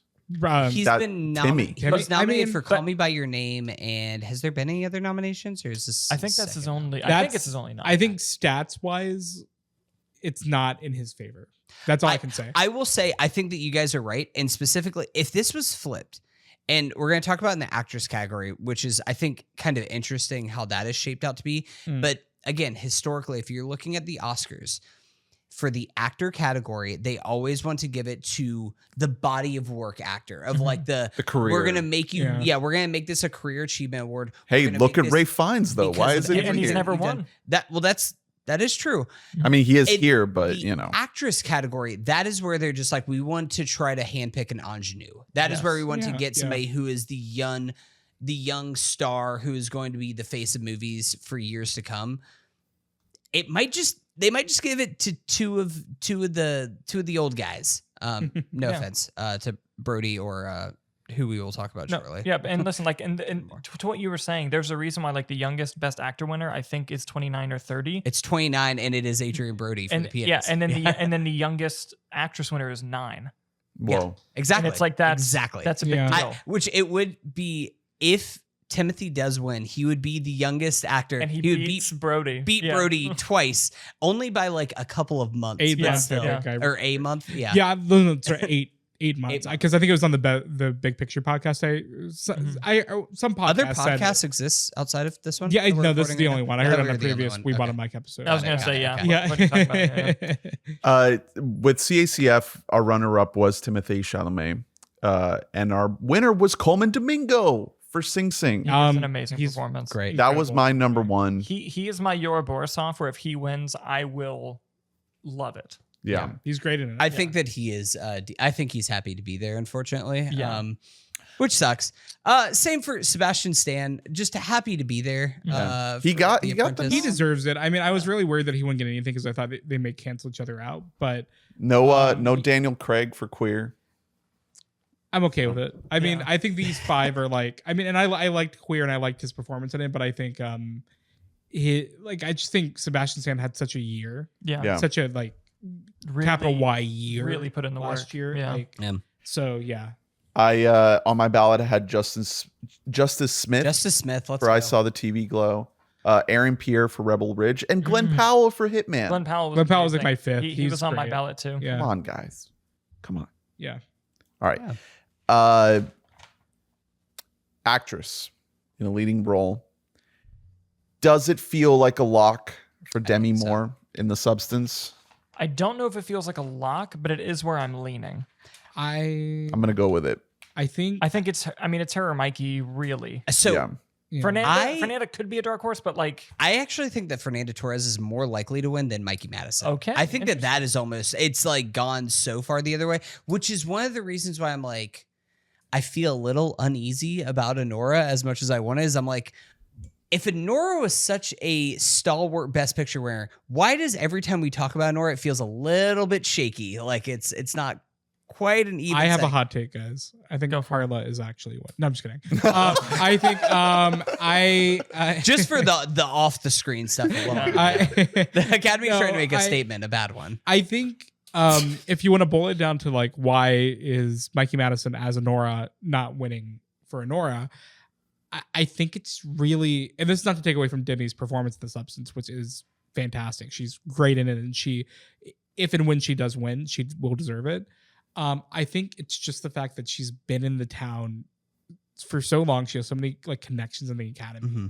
and her narrative is just really strong. It's Ran undeniable. a And- perfect campaign. And yeah, her speech at the Golden Globes and also a critics, was it Critics' Choice? Yeah. And then SAG too. SAG. I mean, like she locked has it been up. killing it. She's been very humble about it, and also I feel like, Her so Mark Maron episode. yeah, her Mark Maron episode. And then I'll also say like what I was gonna say in Screenplay, but I didn't want to spoil my prediction for her winning.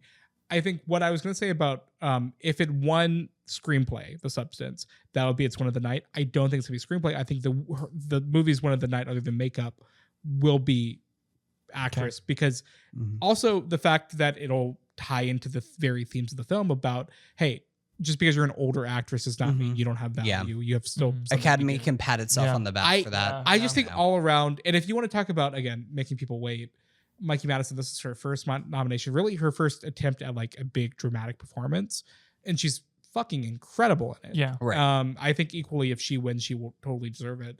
But I just don't. I think it's likely, but I just think it's more likely. Yeah. For Demi. So we're all doing Demi? Yeah. I think it's Demi Moore is cool in the way that it reminds me of like 10 years ago awards campaigning where the Golden Globes mattered not so much because of the winners, but like if you kill your speech, it's like, oh, You're sticking in the brain. like Agreed. we are now like, and Demi Moore's Golden Globe speech is one of the best speeches that I can remember happening at award ceremony. It was like, oh no, she's talking about like how she had to like she worked for years and years and years and could not get jobs and then made a movie that is basically about that. And the narrative just kind of writes itself. So Agreed. Although be a great one. I will say though, for the Fernanda Torres Dark Horse, the only other Brazilian actress ever get nominated is her mom. So if she wins, that's crazy. Weirdly, I think she kind of like if you want to break down like the stats, I think I'd say 60% chance for Demi, like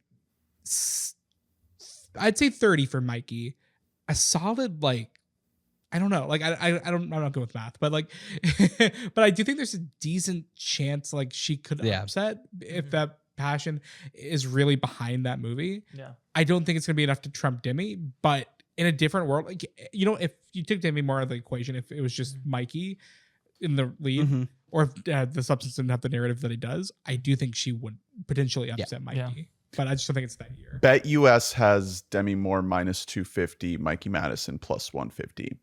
And then if you believe in the Fernanda Torres, that's plus 1400. 14 to 1?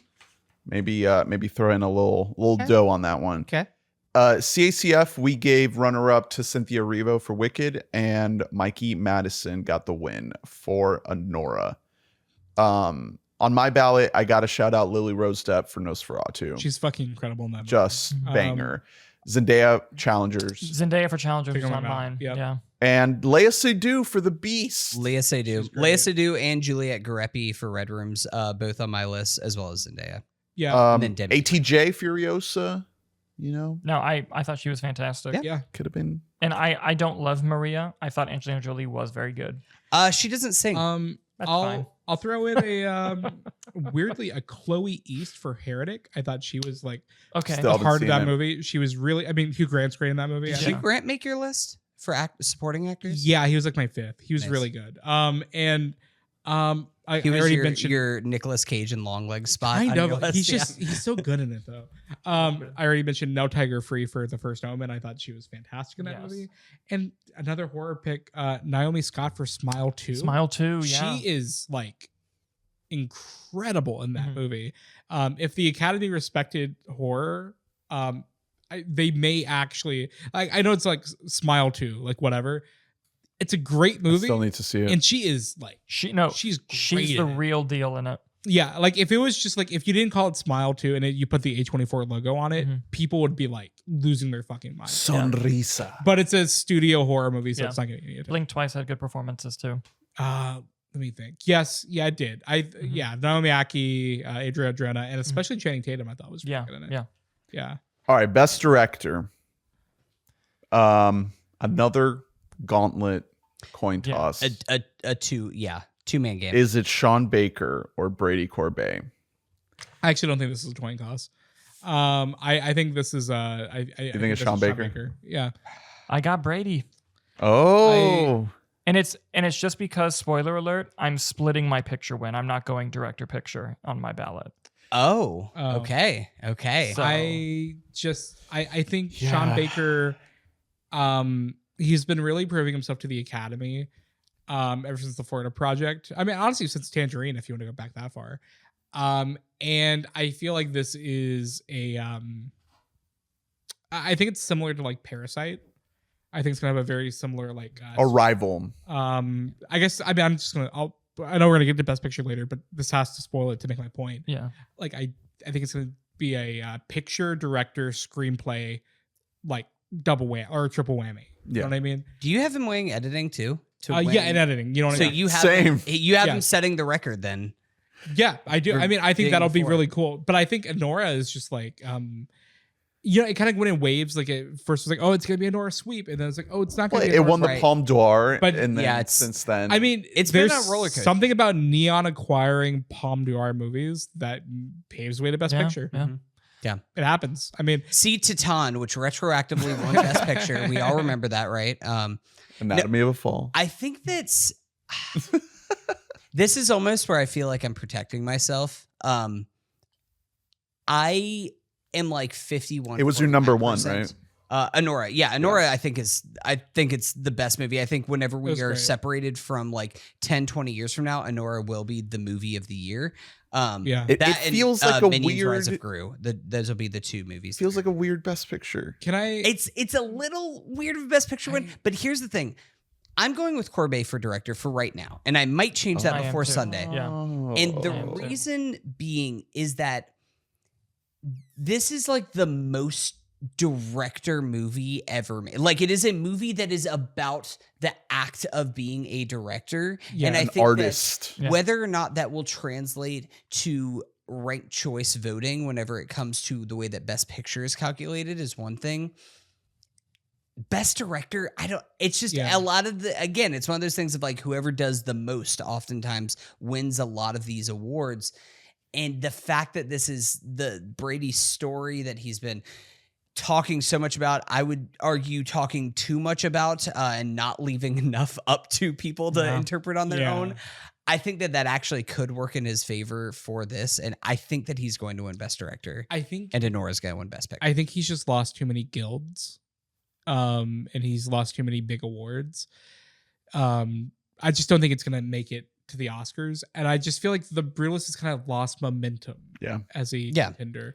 And I think Listen, I just think Adrian. I hope that you're right. Well, the weird thing is that I think he was my top pick or actually no, I didn't even get to vote for him on the ballot. I keep forgetting. Yeah, not eligible. But if he was, he Brutalist would have been all over my Yeah. fucking The ballot. The Same. Brutalist was like my 5th or 6th favorite movie of the year. But that being said, it would have been my number one for director if I was able to vote for it. Yeah.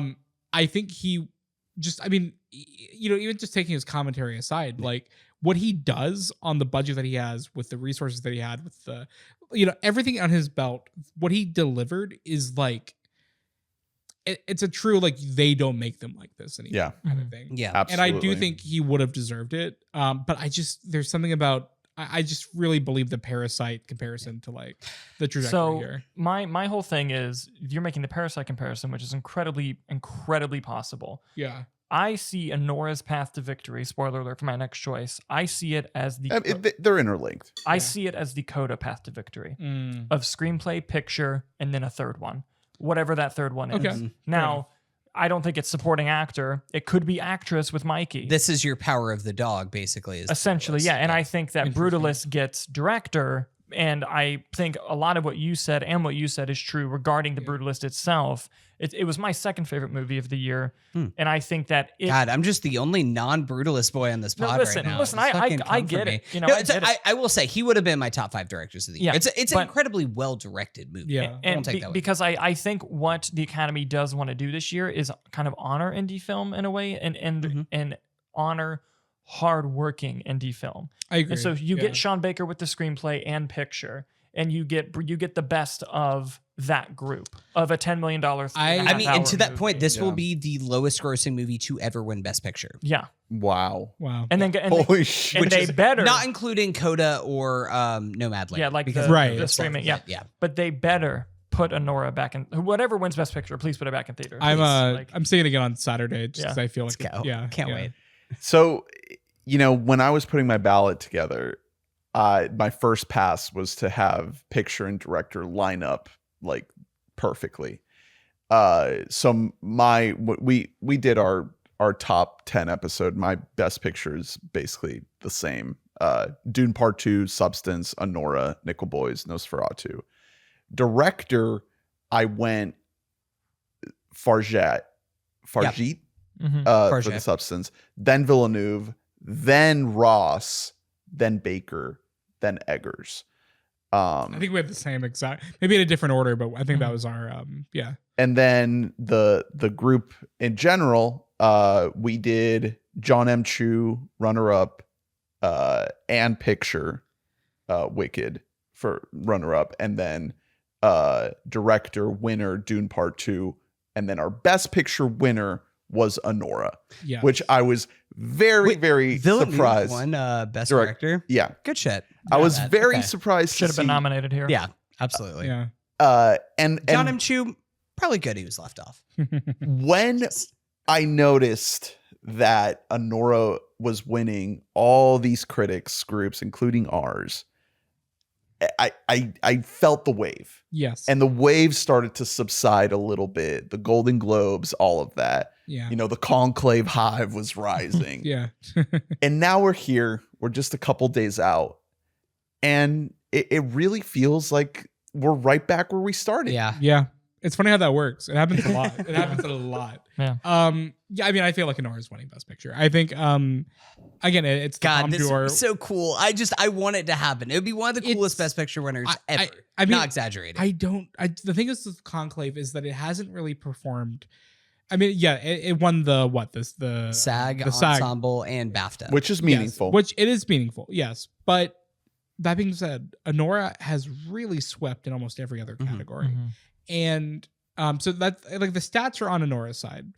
I feel like the narrative with Anora, aside from the Sean Baker director combo win that I'm predicting, is just the fact that it is timely. Like I think it would be one thing if it was just a screwball comedy, which I think would be enough to get it a Best Picture nomination. I think what truly, in my opinion, makes it a Best Picture worthy film is just that final sequence. Yep. It's the juggling of tone, the fact that it emotionally wallops you at It the hits.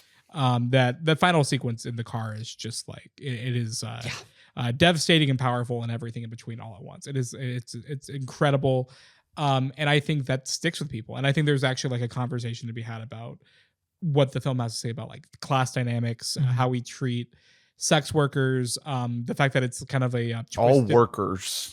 in general, but Just the and lower how- class. working and how class. and how the working class can kind of unite and see through Yeah. those and Solidarity. yeah, I mean, yeah, it's all about class solidarity, and it's just very. It's just a great movie. It's and just it's- entertaining. but it plays. It plays for Right. an audience. It, Mhm. it looks great. It feels great. It's incredibly funny. But what, in terms of like the weight of it, what does it have against a Brutalist or a Conclave? I just don't you think know? the Brutalist has any push behind it anymore. I don't see. I don't know, man. There's still a lot of I me that feel just thinks some push. I still like. I think that the Brutalist is not dead, man. I think that the Brutalist is a very, very, very I don't- live dog. I don't think it's dead in the sense that like I don't know like Emilio Perez is, right? Yeah. But I do think it's dead in the sense that like I cannot in good faith put it in 1 or 2. I think that is firmly number 3 in chances. I think Conclave is maybe even 4. what would you put Really? in 3 instead? Maybe Wicked or A Complete Unknown. See, Completely a unknown. few months ago I would have said Wicked. I feel the hype. Preferential ballot could really help Wicked. Yeah. I The feel like substance, I think, is actually like more high up there than I ever would have thought this would have been. But because not Yeah. the 10. substance is getting nominations over here, I'm like, I think the substance might be a top 5. I kind of think Conclave is the only thing that could potentially challenge Anora, but I It's just not enough. don't see I the think push. that's- I just don't see it. I actually think that if Conclave beat Anora, that would be bad for both of the movie's legacies long term. I do Because agree, people yeah. would watch Conclave and be like, this movie beat fucking Anora. And then people watch Anora and be like, this movie didn't win Best Picture. I agree. think that like Anora winning Best Picture, again, going back to the beginning of this conversation, how we all started it, Yeah. of the changing academy and what this would be like by far the most like nudity and sexual themes and Yeah. just kind of like the dirtiest that a movie has been to Mm. win Best Picture probably Ever? ever, if not at least going back to like the 70s and shit like but that. Like it's that goes to my even thing still, about it's like how every Best Picture winner is now crossing some kind of like boundary that we Shift. think is yeah.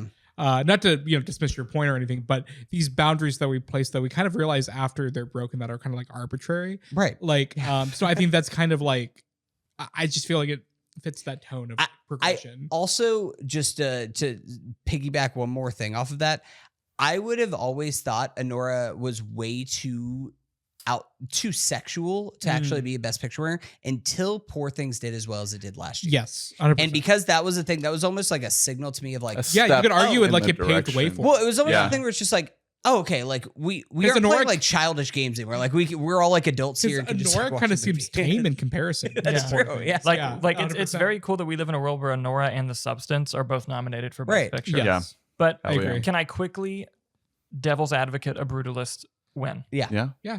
Do it. I think there's going to, when in voting, I think there's some serious impact behind what's probably going to be Adrian Brody's clip when they show his nomination of him driving the car, yelling at Felicity Jones, saying they don't want us here. Oh, Yeah. yeah. The immigrant. That is not. Yeah. It's not nothing. Angle. Now, but Yeah, but agreed. you have to almost. make it to the second half of the movie.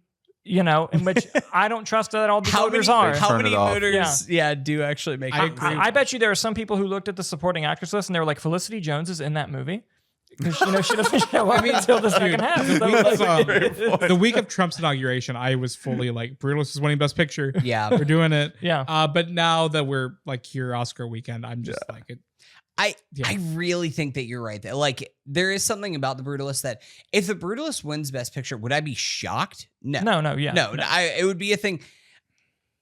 Personally, I'd be a little bit disappointed, but that's also as much as it is. It's almost less so an indictment on The Brutalist because that is a movie with so much outside ambitions that it has that I think like it is more focused on the ambitions than it is on itself in a lot of ways, which is an indictment on the movie. But I think that there is something to also be admired about it. And like, I don't think, again, going back to the preferential ballot of this all, because unlike any of the For other Best categories- Picture specifically. for Best Picture, the Academy, every voter ranks the choices 1 through 10, and it's all about getting over 50% of the total vote having that number one pick. So just going and crossing them off one at a time. I don't think The Brutalist is going to be like 8, 9, 10 on a lot of people's ballots.